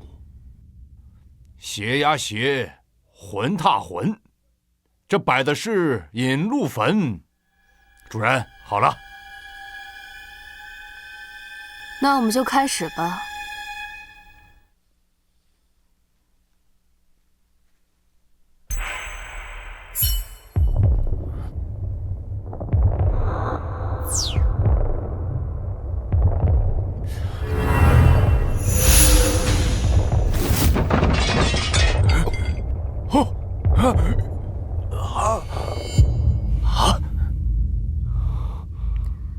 九幽门开，鬼差阴神听令。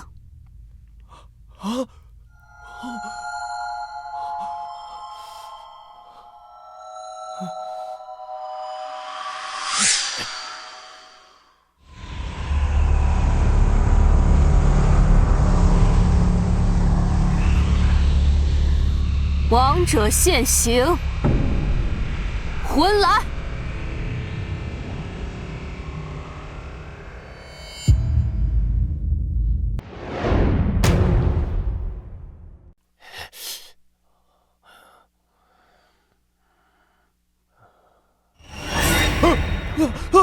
大哥，你别开枪！枪是咱军人的命，兄弟，不能乱救。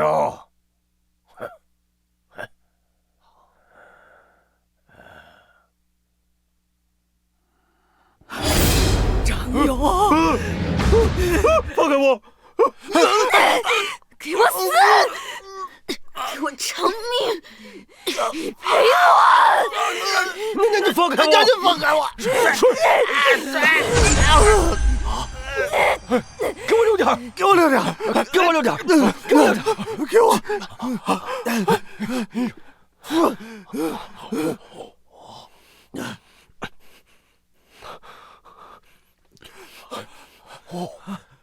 这洗鞋子的水竟然威力这么大，连厉鬼都害怕它。我走过九幽谷底，越过忘川之渊，踩踏无数大妖鬼神。这一双鞋早已经沾满了他们的气息。他们喝下了我的洗鞋水，在鬼魂眼里，他们如同大凶之物，自然不敢靠近。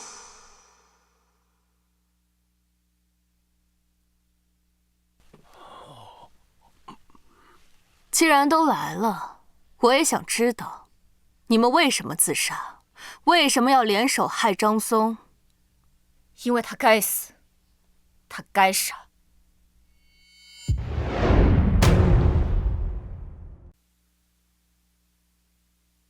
为什么？我父亲对你宠爱有加，从来没有怠慢你。还有你们，我父亲做错了什么？做错了什么？你应该问问他。你看到了吗？为什么你坐在饭桌旁，而我站在角落？请问这是什么家规？我是大家族，家规森严，一直都是。我呸！狗屁的大家族！你父亲就是天底下最该死的畜生，他就没有把我们女人当人看。你还记得徐曼是怎么死的吗？放开我！大帅，我没有勾引陈君怡，是他们河东的自己在宴会上对我动手动脚，其他人都看见了。你敢闭嘴！你个小贱人啊！竟然敢在我大帅府当着俺的面勾引有妇之夫！金猪笼算赔你了，要是俺的意思，就要把你千刀万剐！不要啊，大帅！大帅！陈君怡，陈君怡，我愿意伺候你了，求求你放我出去吧！你们两个狗东西还愣着干什么？把他给我拖出去！就因为这一件事吗？这一件事情还不够吗？徐曼今年才16岁，就这么活活的溺死了，一个受害者还要被进猪笼吗？难道你父亲他不应该死吗？你不急，还有其他人，慢慢说。你刚刚说什么来着？大家族。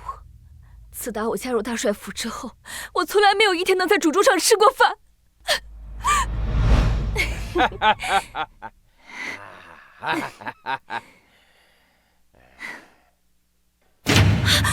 他奶奶的！老子给你脸了！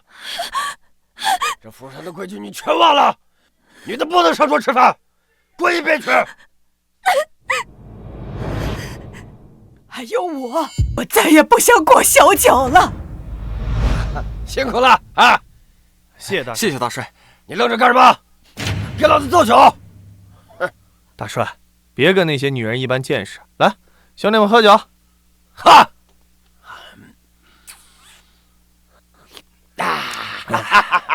等老子江山做稳，以后让他们女人必须过小酒。奏酒！张振国，你知不知道，你三叔战死之前足足娶了5个老婆？凭什么男人3妻4妾就很正常？凭什么他战死之后我得守寡？凭什么逼着我立贞节牌坊？我才20岁，我就活该守一辈子寡吗？如果你老婆死了，你也会守一辈子寡不娶吗？大哥，周体，你为什么要害父亲啊？我讨厌这个名字。我知道，我这辈子比不上大哥的1/1000，可是我只是想读个书而已。为什么父亲都给了你，偏偏我读个书就是不行？我是被大帅用2块大洋买回来的。我知道，我被养大之后就会成为你的媳妇，可我几乎每天晚上都会梦见我被买回来的那一幕。我想要逃，可我永远也逃不出这大帅府。听到了吗？你父亲身为大帅，表面上无比疯狂，可他干的事却无比肮脏。他一直都只想要儿子，我为他生了2个女儿，只不过是让他待1天就被溺死了。难道我女儿的命他就不是命吗？你们就因为这些事情，就害我父亲吗？你闭嘴！你之所以觉得不痛不痒，是因为你们永远都不会懂。你们男人与生俱来就拥有的东西，你们习以为常、唾手可得的东西，我们女人拼了命也不一定能得到。就因为你父亲是大帅，他的权力越大，就会祸害更多的人，他必须得死。所以，你们相继自杀，是为了练成这7魂操控之术。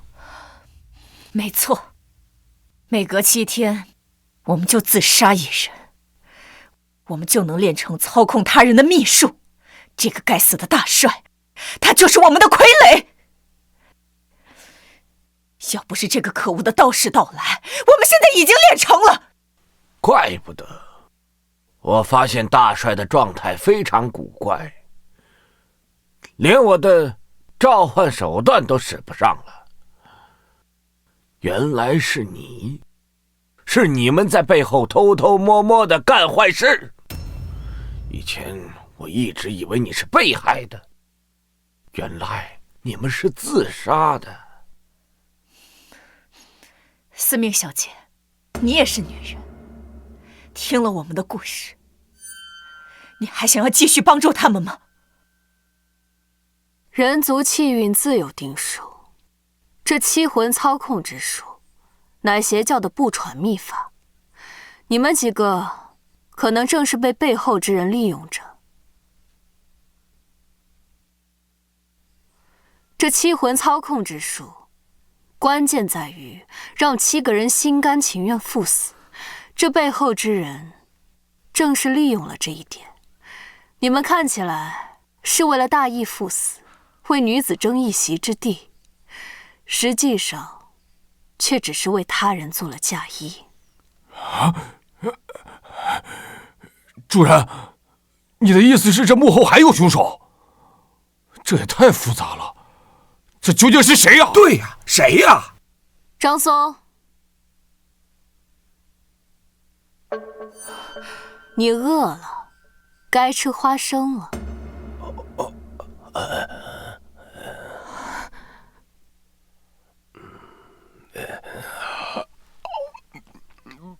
这花生是谁的，谁就是幕后真凶。张勇，这亏儿子怎么不见了？是他，刚刚还在这呢，人呢？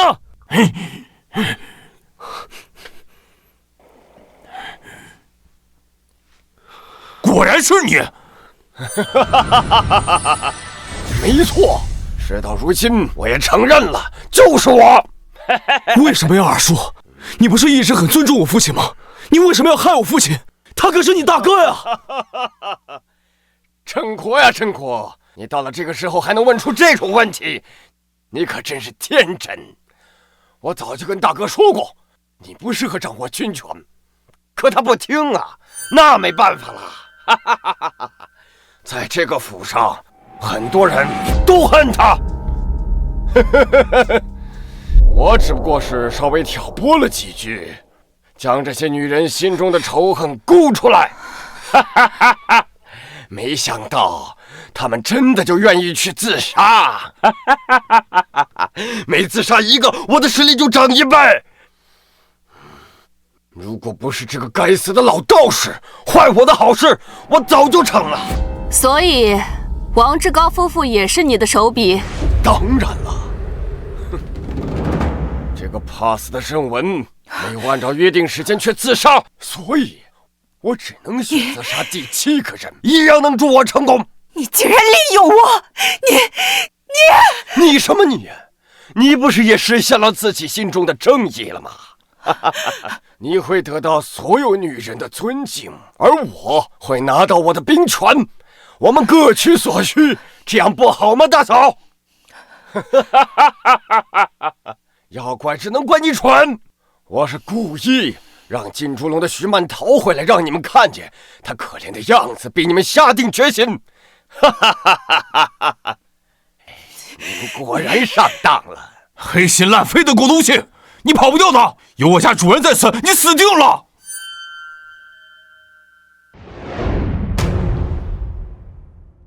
如果你们昨天晚上要杀我，兴许我还有点担心，但是今天此刻，我的噬魂大法已经练成，我无所畏惧。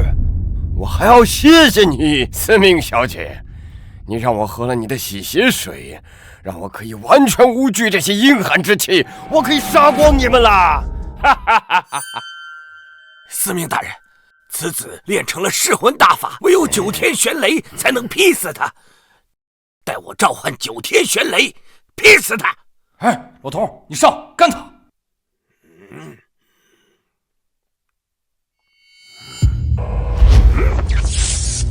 九天玄煞，诛邪灭形；九天应元，听吾赦令。落！雷呢？老头，你行不行啊？连我的噬魂大法，连这天地都不敢管！哈哈哈哈哈哈！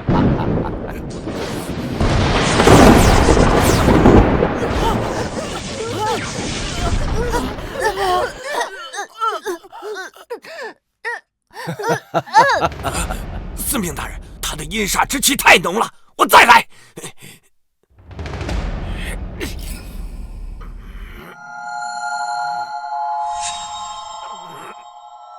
九天玄煞，诛邪灭形。九天应元，替我抵妖荡魔。落！落！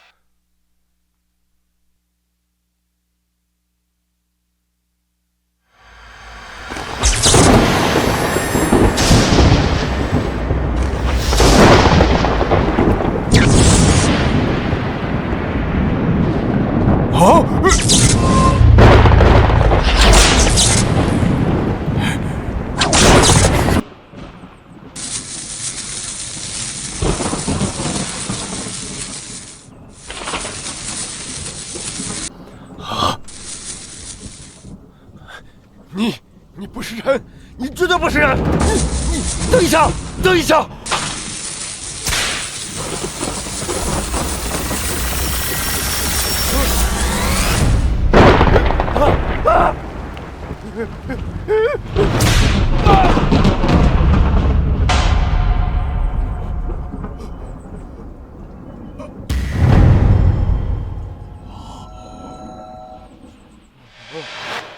不可能，不可能！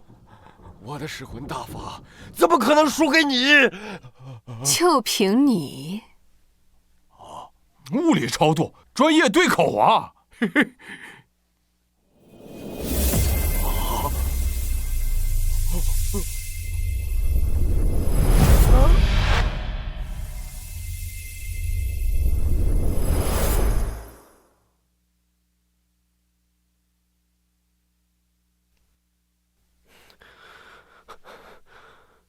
多谢司命小姐出手相助，从今天以后，大帅府全凭司命小姐差遣，莫敢不从。将那小木偶烧了，你父亲自然会醒来。剩下的事，你们自行处理吧。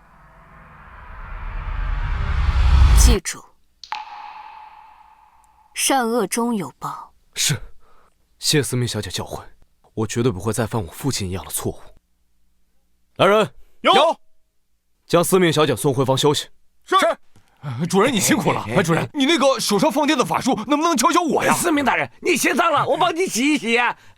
不用洗了，我直接帮你舔干净就好了。你舔，你变态呀！你这老头，你这心真脏！我们妖族就跟猫猫狗狗一样，都会舔毛发的。哎呀，恶心恶心！这个，哎，司命大人，教教我！哎呀，善恶终有报。幸好我们没有得罪司命小姐。传令下去，以后我张系官兵见到司命小姐，如见大帅。是。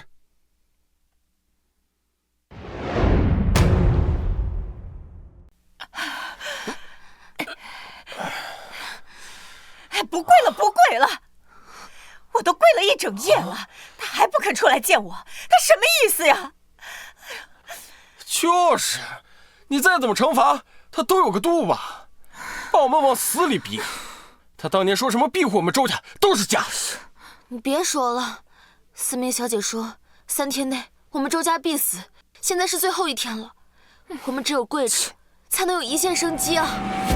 可是我都跪了一整夜了，我半条命都快没了，又困又饿，我看他就想让我们跪死在这儿。妈，我也好饿。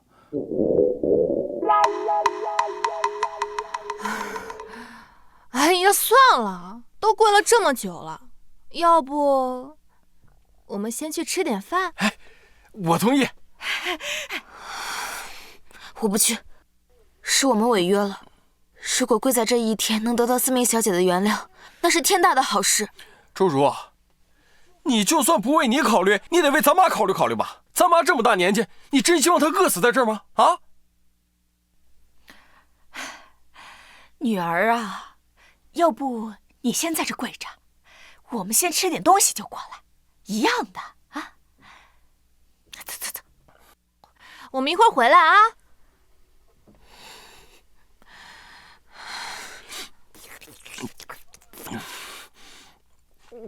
饿死了。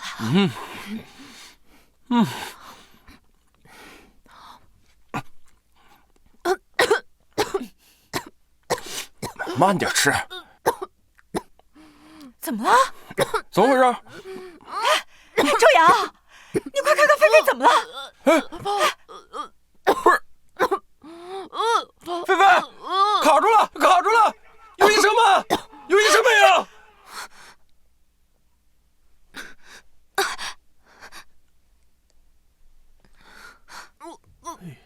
菲菲，怎么了这是？来人，有没有医生啊？怎么了？小子，你吐出来！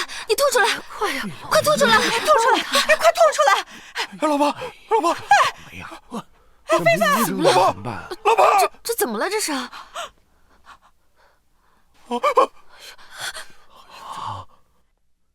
死了！死了！这么一会儿就死了？太吓人！就吃个馒头都能死？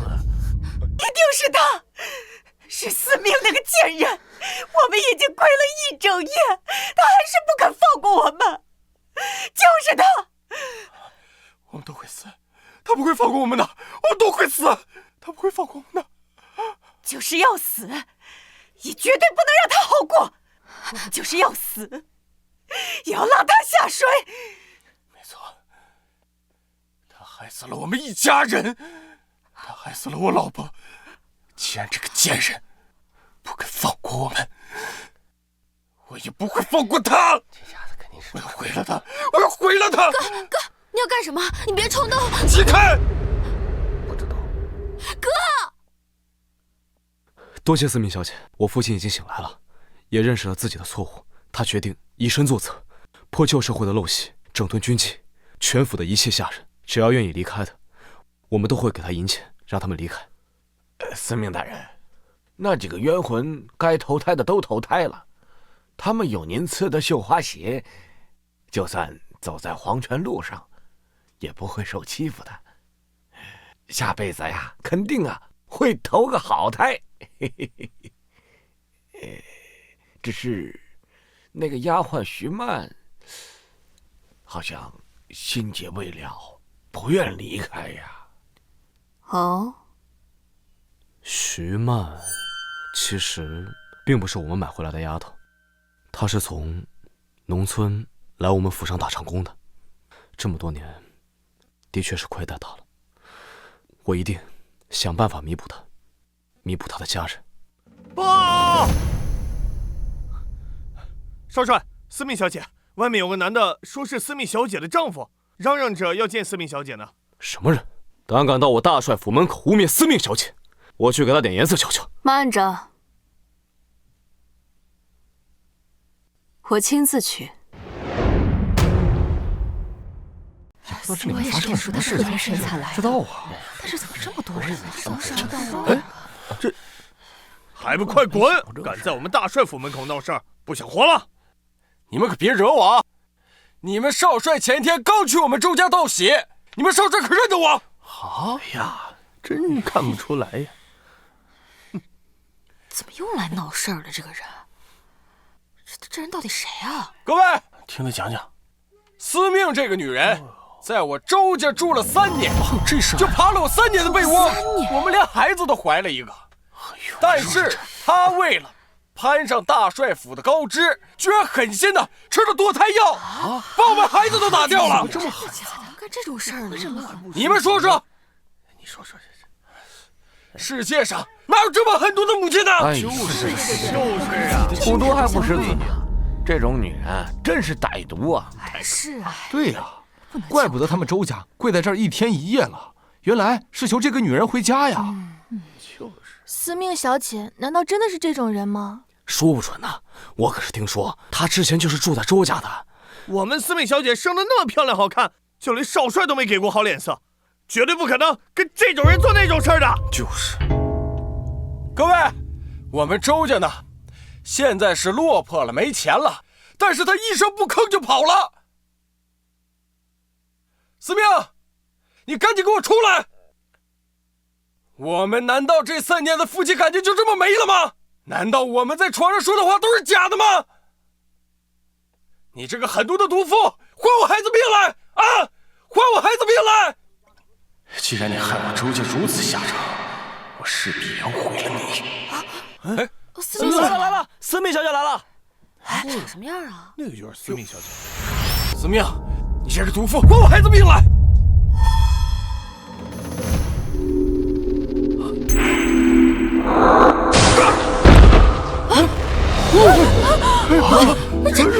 这怎么飞出去了？哎呦，这死人了！这不又死了一个吗？还有谁？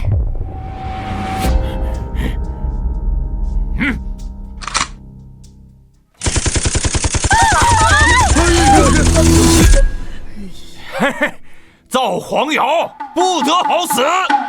就是啊，这种人张口就来，人家司命小姐会看上他？对，就是啊，一个来路不明的人，也不撒泡尿看看自己什么德行，就敢污蔑司命小姐，死了也是活该！呸！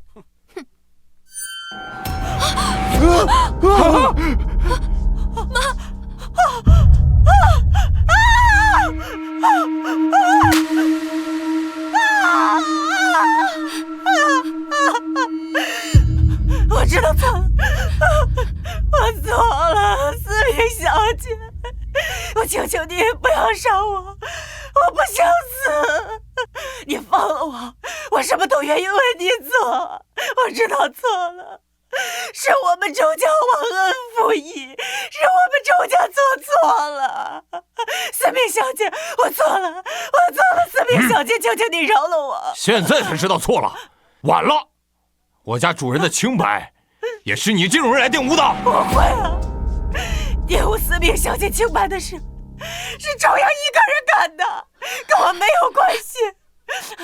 司命小姐，我错了，你饶了我吧。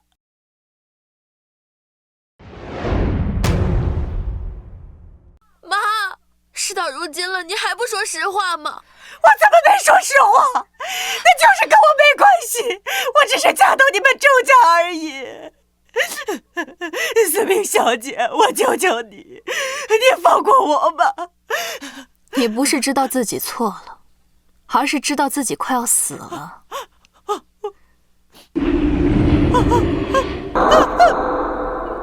哎呀！又死了！这又死了！你看看，太吓人了！哎呀，这太邪乎了，这也。哎，这以后话可不敢乱说呀。你可恨我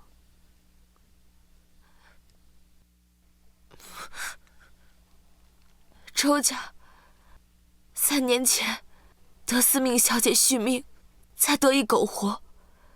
如今是我们毁约在先，这一切都是司命小姐给予的，现在全部归还了。周如，你护我灵位有功，下半辈子你若常行好事，便能安享晚年。带他们回去安葬吧。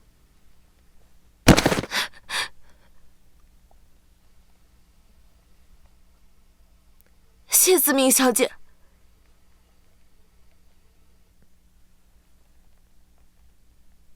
哎呀，你说说这女人也太厉害了。是，哎，真没法弄了。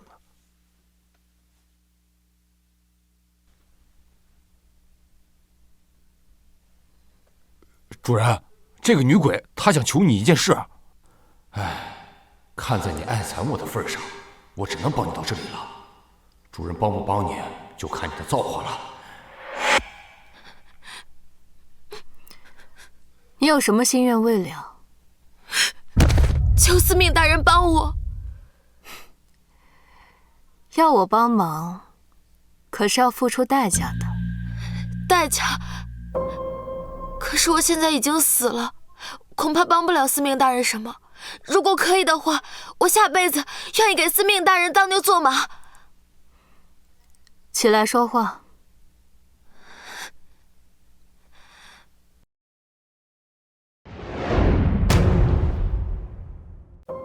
我从小家里就特别穷，一次很难得的机会，我才能来到这大帅府打长工。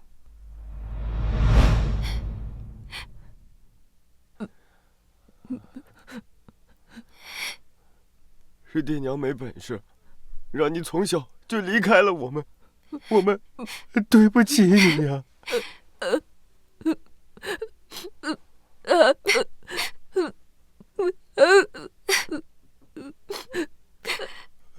爹娘，你们放心，等我到了大帅府，一定会好好的，我会努力赚钱，回来养活你们。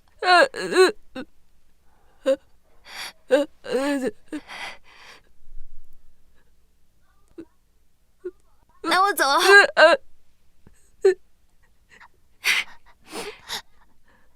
等姐姐回来。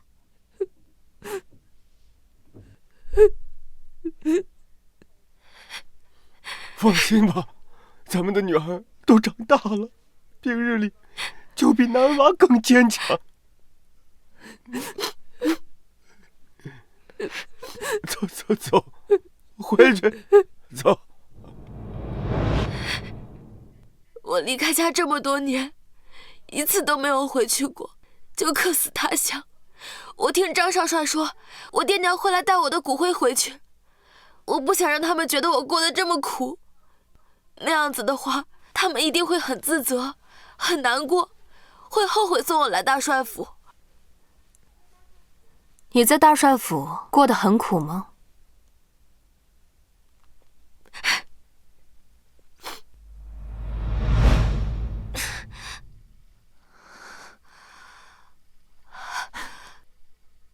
愣着干什么？还不赶紧写！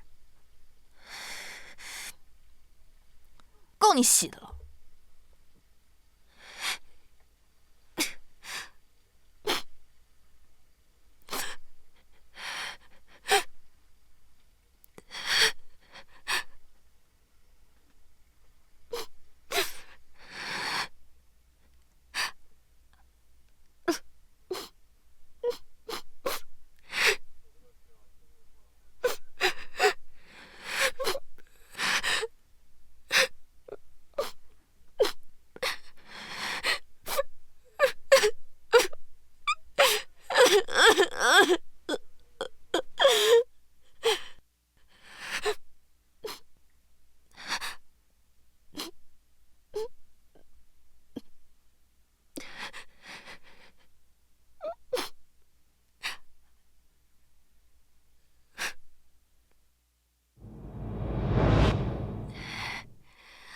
我那个时候觉得，只要我肯吃苦，努力干活，我就能赚到钱，带我爹娘过上人上人的好日子。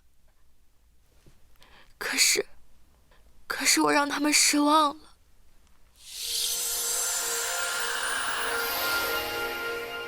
这人间，吃苦成不了人上人，吃人才可以。你退下吧。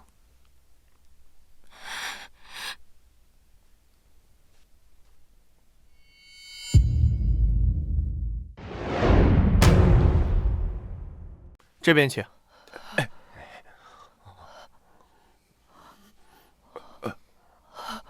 到了，这就是徐曼的房间，里面的都是她的遗物。多谢君言。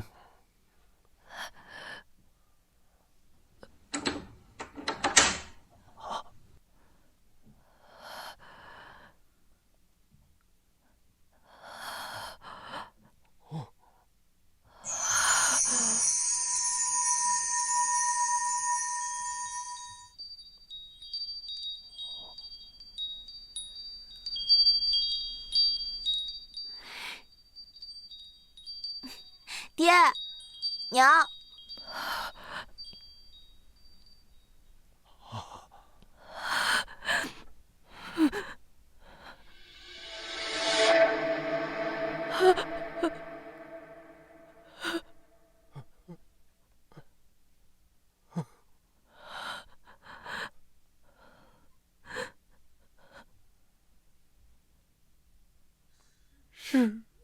是我们的女儿啊！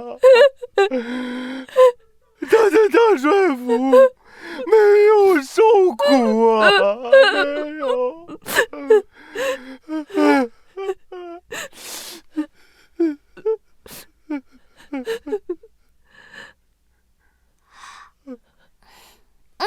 好吃。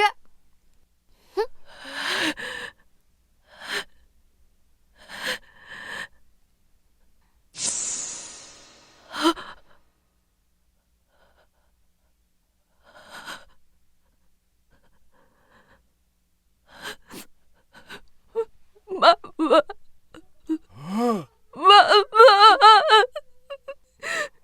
娘来带你回家。老婆子，你能说话了，一定是我们的宝贝女儿在上天保佑你啊！我会说话了。能了，这么多年，我终于能说话了。能了。女儿啊，你听见娘喊你了吗？娘不是哑巴了，以后没有人会笑话你了。没有了。答应娘，一定要来看看娘，好吗？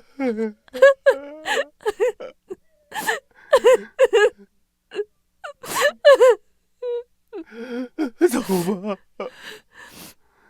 妈妈，爹娘过来接你了，妈妈。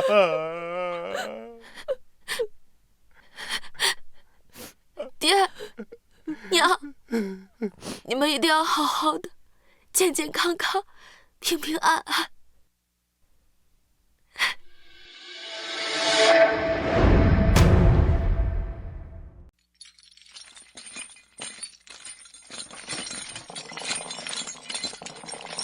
这富龙所有点意思。可怜天下父母心。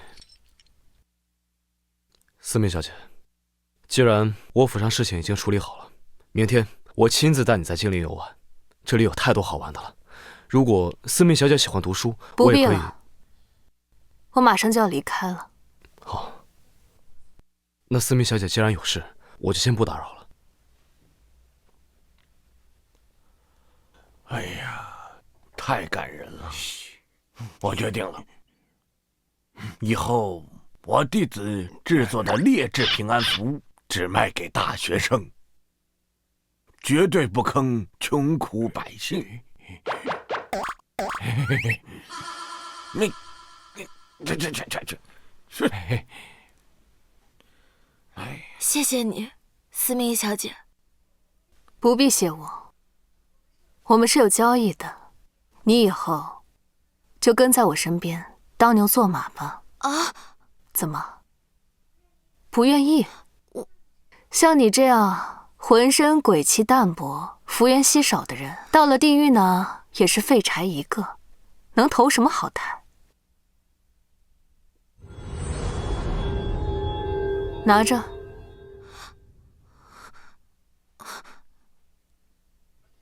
哎呀，我说，你怎么这么蠢呢？我家主人这样说，就是愿意接受你的。这是多少妖魔鬼怪求都求不来的，还不赶快跪下道谢！多谢司命小姐。拿了这地狱道面具，就需要背负我的因果。你可想好了？生前陈塘无人问，一朝化鬼天下惊。在这个世上，除了我爹娘，就司命小姐对我最好了。这地狱道，我戒了。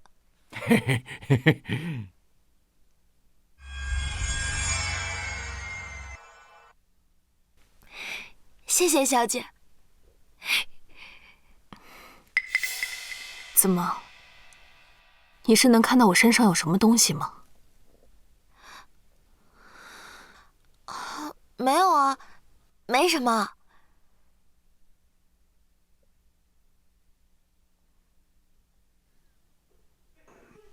司命大人，我也想跟你。道长，你就不必跪了啊！你没有这个机缘，你还是做好你的道士，卖你的烈士平安符吧。回见。司命大人，我也要追随您的，给个机会吧，司命大人。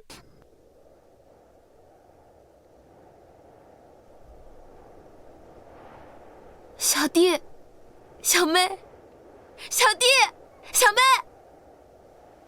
别喊了，他们看不见你的，而且你也不能靠近他们，免得你身上的阴气沾到他们身上，他们会生病的。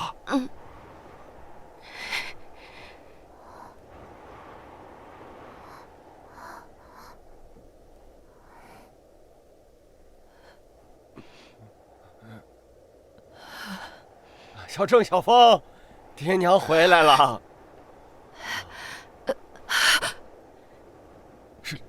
是你们？你们是我们女儿曼曼的朋友，你们怎么来我们家了？娘，你回来了！你会说话了！你真的会说话了！是啊，娘会说话了。他们是怎么知道我们家在这里的？我们可是坐最早的车回来，他们怎么比我们还快？没错，叔叔阿姨，我们来看看你，顺路有点事情要办。哦，快坐，快坐。哎呀，没有啊，你去那边等我。今天贵客到了，我去查之机，咱们吃顿好的。不必了，我们这次来呢是有要事。姑娘，有什么事你尽管说。你的腿是什么时候瘸的？这腿很多年了。当年我去隔壁龟甲村做长工，听说他们接了很大的一个工程，他们要去修铁路，但是没想到2年我的腿就瘸了。如果我的腿不瘸，曼曼也不至于去大帅府打工，我也不至于。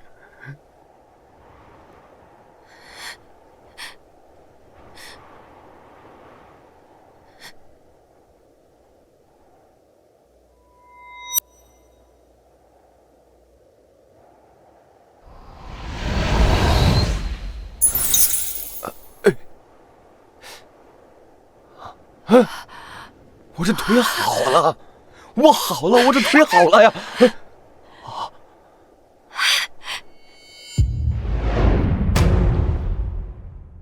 我的腿好了。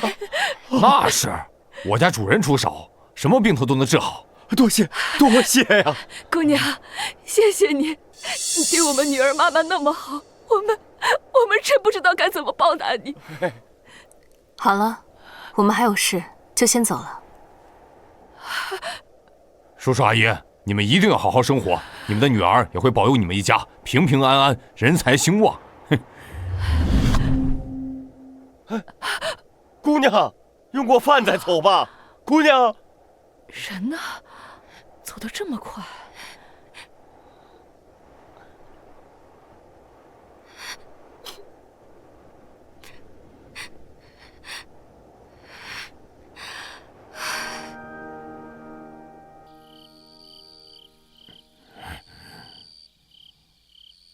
主人，龟甲村到了。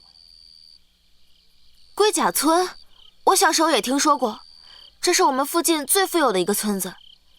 他们的祖坟在一条龙脉上，有一条老龙保护着他们。进去看看。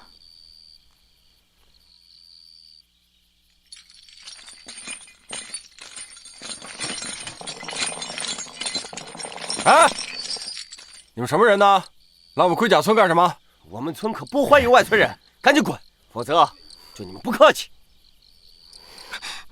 怎么办？他们龟甲村出了名的野蛮。真丢鬼！潘安，去。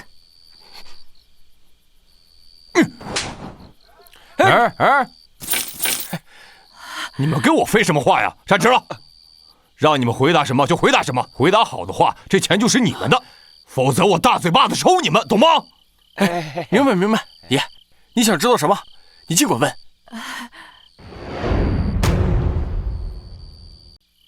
主人，请。你们村一共有多少瘸子？你们到底是什么人？来我们村干什么？不该问的别问，回答就行。我们村的确是有些跛子，可能是我们村的风水不太好吧。这位姑娘，我一看你就是有钱人家的大小姐。你别看我们这村子啊，穷是穷了点，但我们都是忠厚老实的人。姑娘，您结婚了吗？我家大儿子正好也到了要结婚的年纪了。闭嘴吧你！就你家那儿子也配？切！带我到你们村里看看。两位贵客，里面请，里面请。请。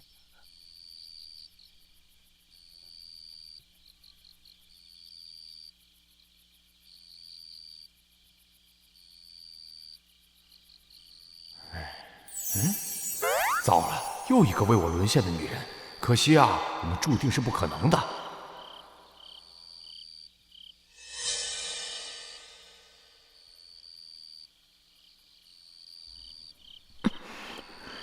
这娘们长得真好看，来我家伺候我男人。这些孩子都这么大了，为何还要背着呢？他们，他们都是孩子的娘，喜欢背着就背着，没有为什么。时间不早了，今晚我要在这里休息。那住我们家吧，姑娘。姑娘，还是住我们家吧，我们家房子多，有炕呢。滚开滚开，那肯定是住我们家呀！来，姑娘，你干嘛动手动脚的？住手！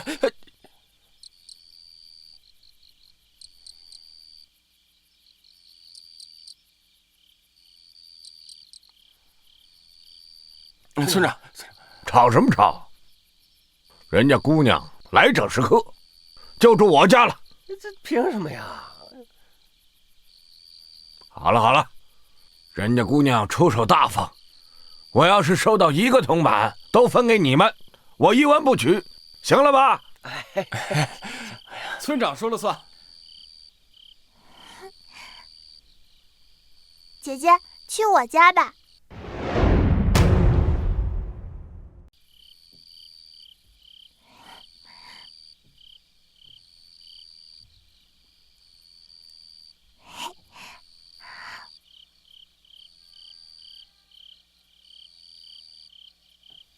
不好意思啊，我们龟甲村是穷了点儿，拿不出好东西招待你们。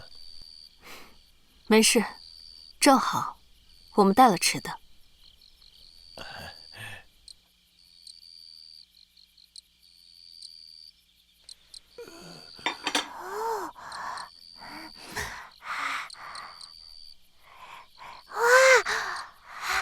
好多好吃的呀，好香呀！吱吱，爷爷平时怎么教你的？有客人在，先等客人动筷子，更何况这些好吃的都是人家带来的。没关系，我们也要借助你们家。吃吧。姑娘，你别见怪，我们村啊穷啊，总是想要捞钱，可一年到头也吃不上几回肉。今天下午，我看到很多家的孩子被大人背在背上，而且全部都是男孩。我想问，这是为什么？其实啊，是我们村遇上恶龙了。所有人家里的男娃，如果10岁之前放在地上走路，那要不了几日就瘸了啊！更有甚者，会发生危险，连命都保不住。只有女娃平平安安的。这么诡异，一下地就瘸了，怪不得你们村那么多瘸子。你们怎么知道是招惹到恶龙了？我们村修路，在后山打个隧道，动工了有10多年了吧，断断续续的。那儿就是我们村的龙脉。恶龙？那明天我倒要去看看。也行吧，正好我让芝芝明天给他们送些盐吧，就让芝芝带你去吧。芝芝，听到了吗？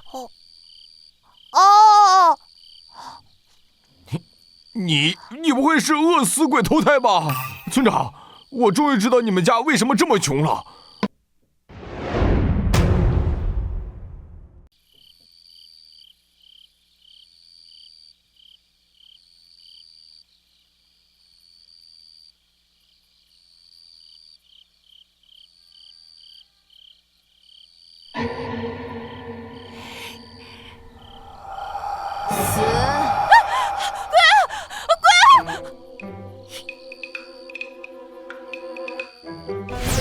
思明小姐，刚刚有个村妇鬼鬼祟祟的在你房间门口，手里还拿着迷药，她应该是想下毒把你弄昏迷，于是我就现身把她给吓走了。你说我要不要再上门去警告她一下？我还可以。他们已经找上门了。人呢？滚出来！人呢？快给我滚出来！快你们这些外村人竟敢欺负我们村人，找死！我们好心好意给你们送饭吃，竟然把人吓成这个样子，还真是歹毒！滚出来，赔钱！赔钱！赔钱！赔钱！赔钱！赔钱！赔钱！赔钱！赔钱！赔钱！开门！不出来是吧？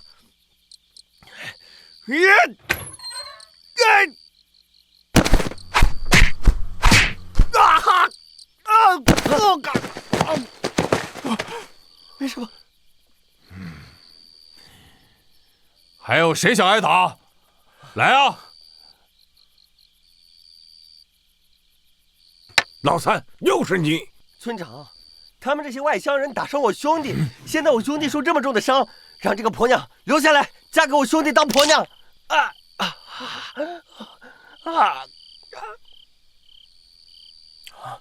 这不简单，快走！我让你们走了吗？你想干什么？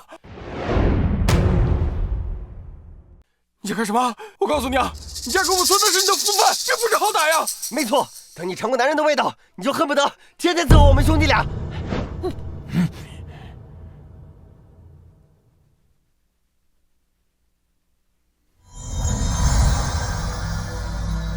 剥夺全部阳寿。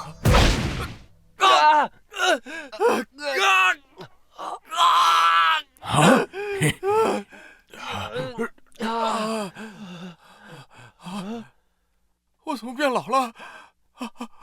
不可能，一定是做梦，一定是做梦！快呀！快呀！你们是妖法，妖法！他们罪大恶极，活该有此报应。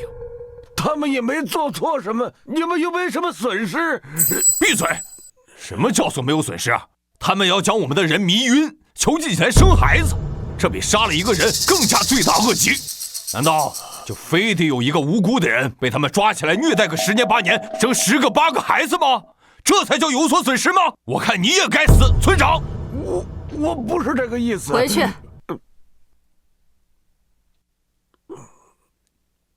这帮刁民真是不知死活！主人，你不是剥夺他们所有阳寿吗？怎么他们还没有死啊？明天之前，他们必死。你不是去村子里转了一圈吗？可有什么发现？查出来了一些，整个村子阴气特别重，应该死了不少无辜之人，很多冤魂在村子四周游走。我不敢靠近，我害怕。你一个鬼，怕什么鬼？嘿嘿，就是。你比他强多少？一个妖界耻辱，一个地狱废柴。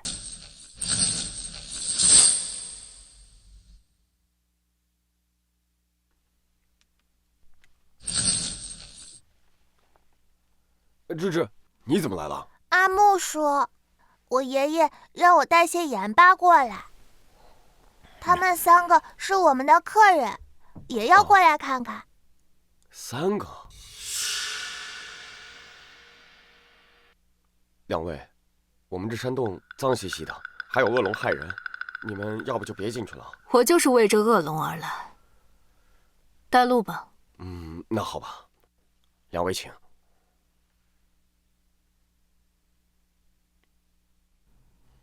不是3位吗？阿木叔怎么说是2位？我们在这里挖隧道，应该是挖到了恶龙的龙脉了。上面也派了不少人来，到最后都无法解决。有时半夜还能听见恶龙的咆哮声。如果你们不怕的话，我就可以带你们进去。的确是有恶龙。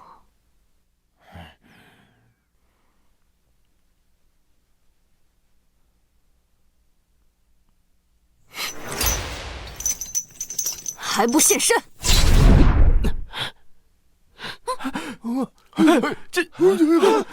小心啊！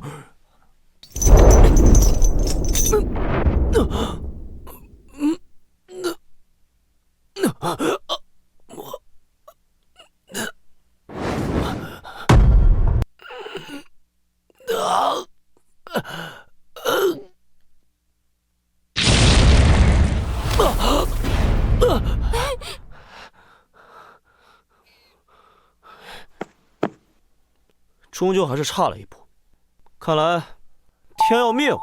他谁？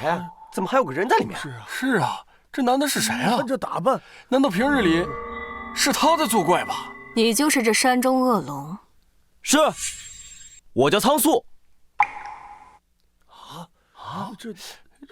这位姑娘，我看你的修为很高，至少也是个上仙，你怎么也帮着他们助纣为虐？瞎了你的狗！龙爷，上仙算什么东西？在我家主人面前根本不值一提。你能修身成龙，想必一定走得正道，为什么还要害人？他们之所以能成为瘸子，都是因为你吧？没错，那是因为他们该死。你真是那条恶龙，你才该死！是啊，我们村祖祖辈辈都供奉你。你倒好，让我们世世代代灭绝。这种恶龙还留来干什么？烧死他！直接就烧死他！烧死他！烧死他！烧死他！烧死他！烧死他！烧死他！烧死他！慢着！烧死他！我家主人都没发话，你们都给我一边待着去！你说他们该死，为何？你可知捆在他们脚上的缚龙索，可是会一直吸食他们的寿命的。我知道，我看你也修炼不易，你赶紧走吧，不要再来这个地方了，走得越远越好。快走啊，要不然就迟了。我既然来了，就能解决一切。什么情况？怎么回事？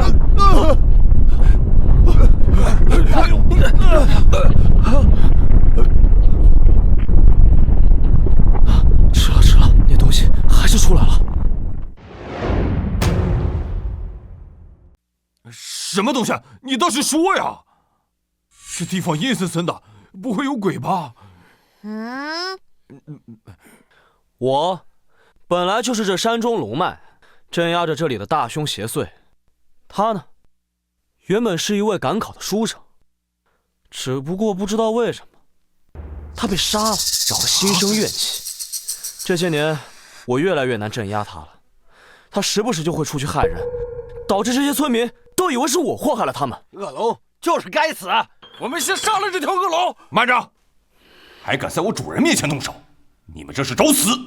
你们明知道他是恶龙，仍然敢对他出手，看来你们也并非善良之辈。没错，他们身上本就冤魂缠身。我这个眼睛很特别，一眼就能看出来。哦，那你能看见我身上有什么吗？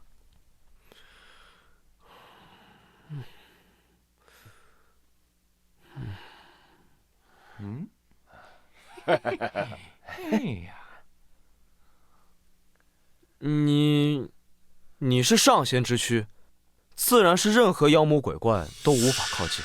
小美妞，想看我帮你看，脱了衣服帮你看个够。你既然信这恶龙的话，那就别怪我们心狠手辣了。今天来到我们龟甲村，就别想活着出去。哎，别！我要他给我生10个大胖小子。你仔细看看，这是什么？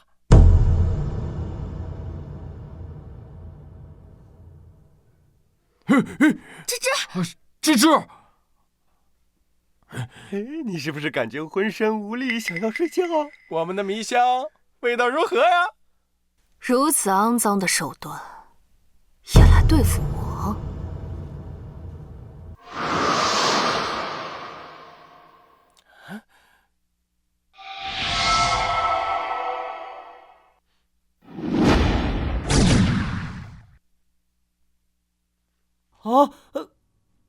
说吧，怎么回事？上仙既然有如此威能，不过这些村民着实该死啊！整件事情还需要从10多年前开始说起。没错，只要从这里打通过去，咱们的铁轨就能打通了。到时候货物交流起来，咱们的国家可就有救了呀！咱们的工期可不能耽搁，一定要马上打通隧道。是，我回去就发动周围的村子村民一起动手。好。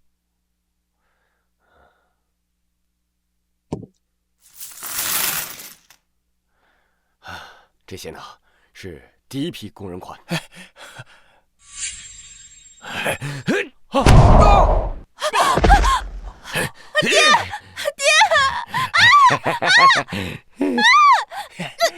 城里的姑娘就是香啊，以后她就是咱们的婆娘了。后来他们就把村里的男人都杀了，然后把女子全部夺回了村子。这书生吸食了人类鲜血之后，我就很难再镇压他了。从那以后，整个龟甲村就疯了。他们派人汇报上去，说是这个矿洞出了问题，让他们再派人过来，然后又把他们都给杀了，把女人夺走当婆娘。很多女子不堪受辱，便一头撞死在了山下。死在这座山里的人实在是太多了，这断断续续的，只要有女子过往，他们都是这样。整个村子现在的女子全是被抢来的。果然如此。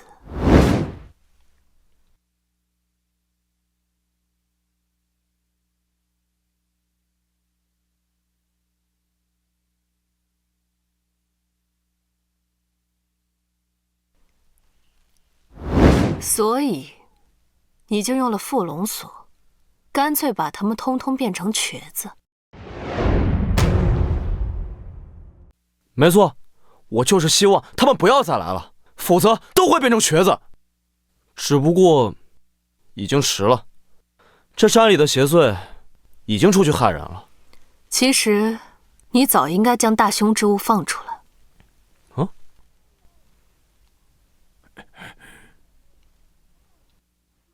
放出来？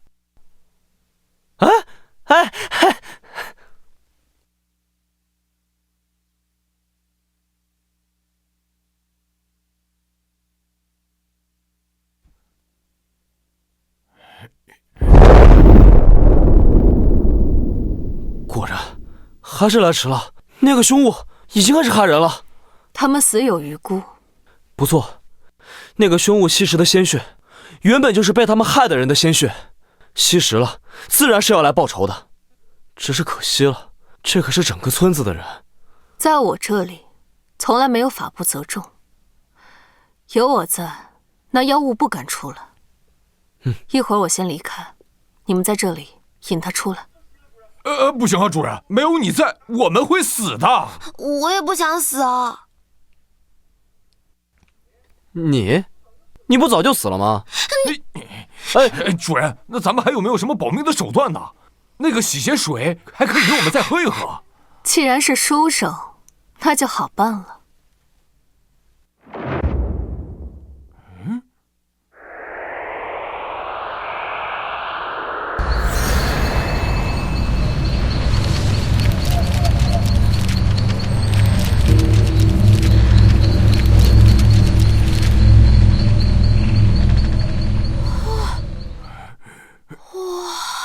好了，你们自己挑选一些符纸，将他引出来。我要这个。我要这个。那我呢？这，你拿这张。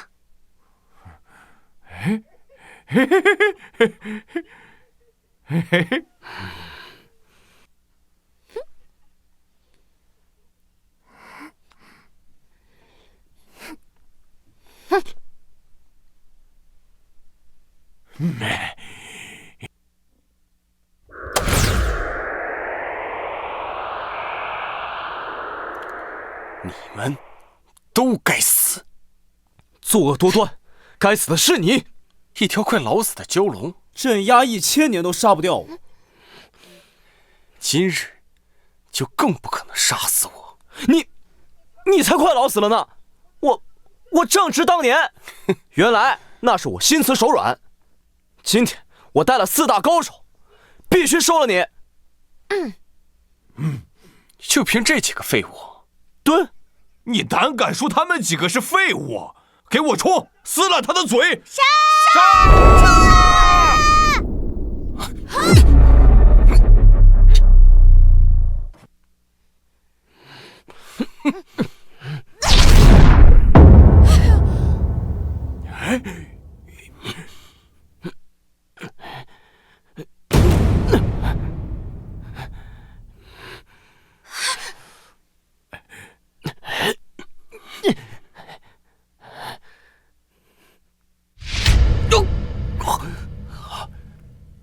原来是一支充满怨念的笔仙。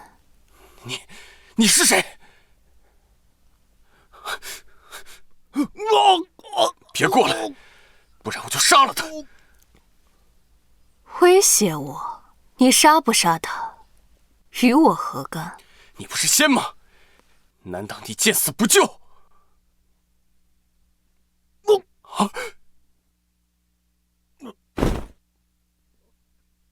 你简直是妖魔！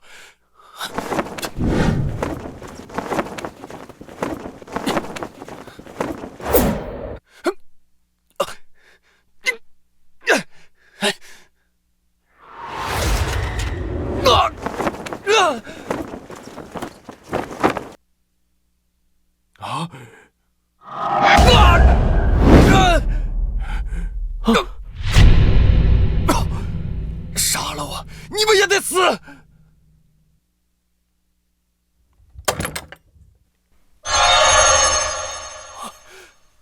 都给我回来！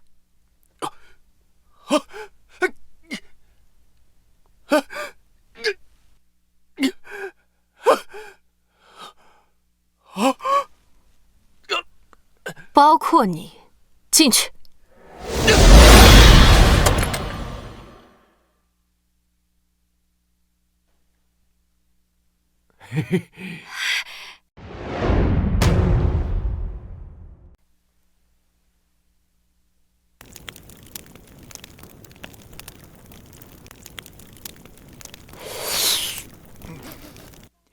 总之呢，事情的经过就是这样。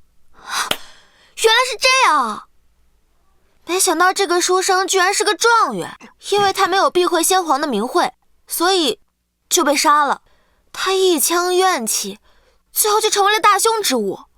再后来，因为有后人供奉他的真迹，于是他就成为了半个笔仙。总之，非常感谢上仙出手相助，解除了这个一方祸患。至于这一村子的百姓，是他们自作孽不可活。如果不是他们为财杀人、强抢妇女的话，死就死了。只是我想不明白，那些妇女明明也是被抓来的，为什么不仅不反抗，还要帮着他们一起强抢别人呢？还好司命小姐修为高深，否则早就被他们放毒迷晕了。有什么出奇的？很多时候，人就像狗一样，训多了就服了。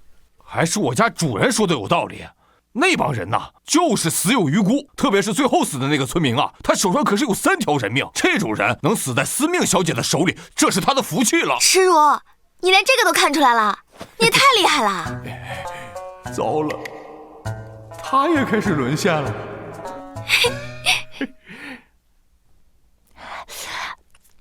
只是可怜这个女娃了，她还不知道，她唯一的亲人也死了吧？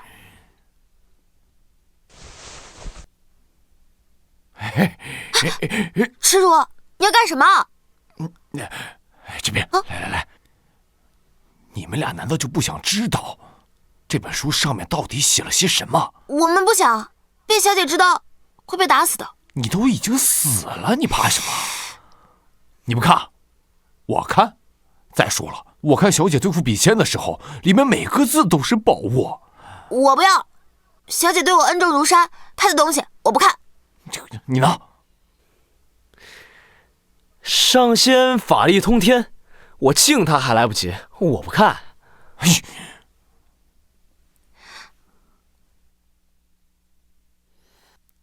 嘿嘿。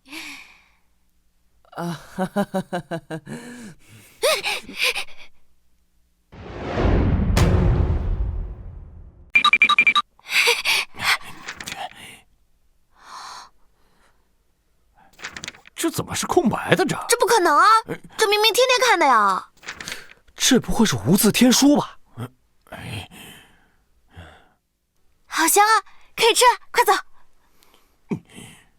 哎呀，事情都解决了，叹什么气啊？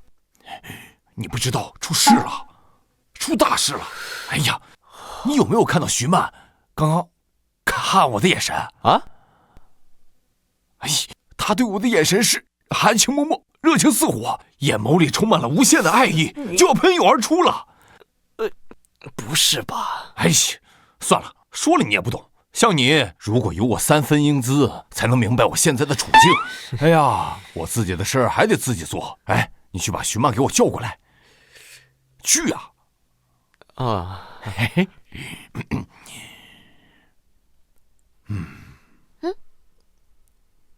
他说找你，找我？怎么了？曼曼，曼曼，我知道你很高兴，但这是我最后一次这样叫你了。其实我一直都明白你心里有我，可惜了，你是一个好鬼，而我只是只妖。鬼和妖注定是不可能在一起的，况且我父王母后也不会同意呀。更重要的是，我一直只是把你当做我的亲妹妹，你明白吗？什么呀？我知道你一时难以接受，没关系，一切都会过去的。以后我们就是异父异母的亲兄妹了。你一定会找到更好的。你神经病啊！你欲擒故纵。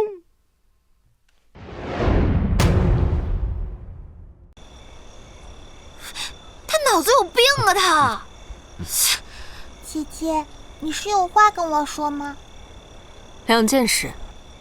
第一，你叫了很多年的爷爷，其实并不是你真正的爷爷。第二，你爷爷已经死了，准确来说，整个龟甲村的人都已经死了，只剩下你一个。我知道，我很小就能感受到，我和爷爷并没有血缘关系。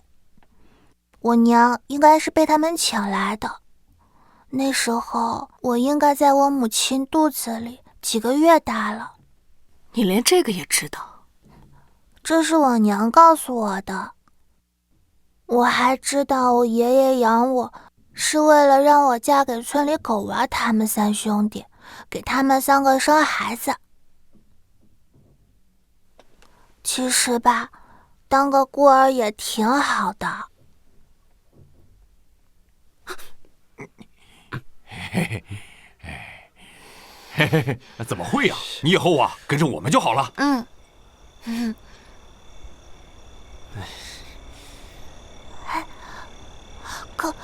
可以吗？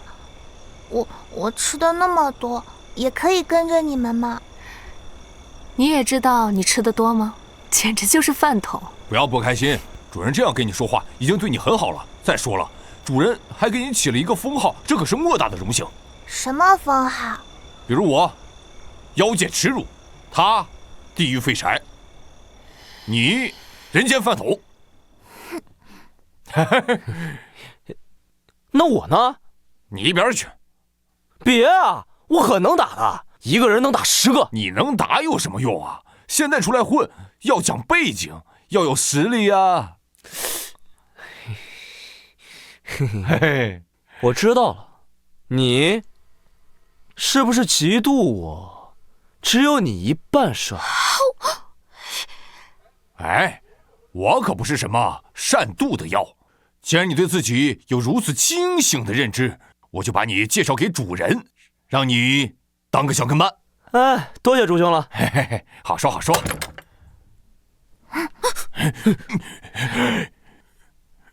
什么声音？原来是芝芝肚子饿了，那我们快吃吧。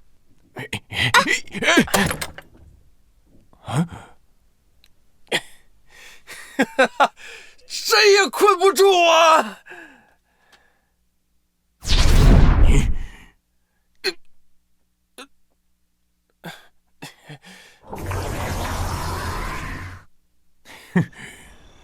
你啊！谁让你吃啊？还给我！姐姐，我以后可以跟着你吗？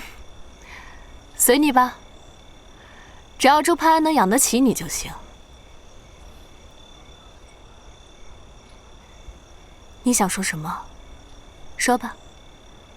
姐姐，疼吗？什么？你身上……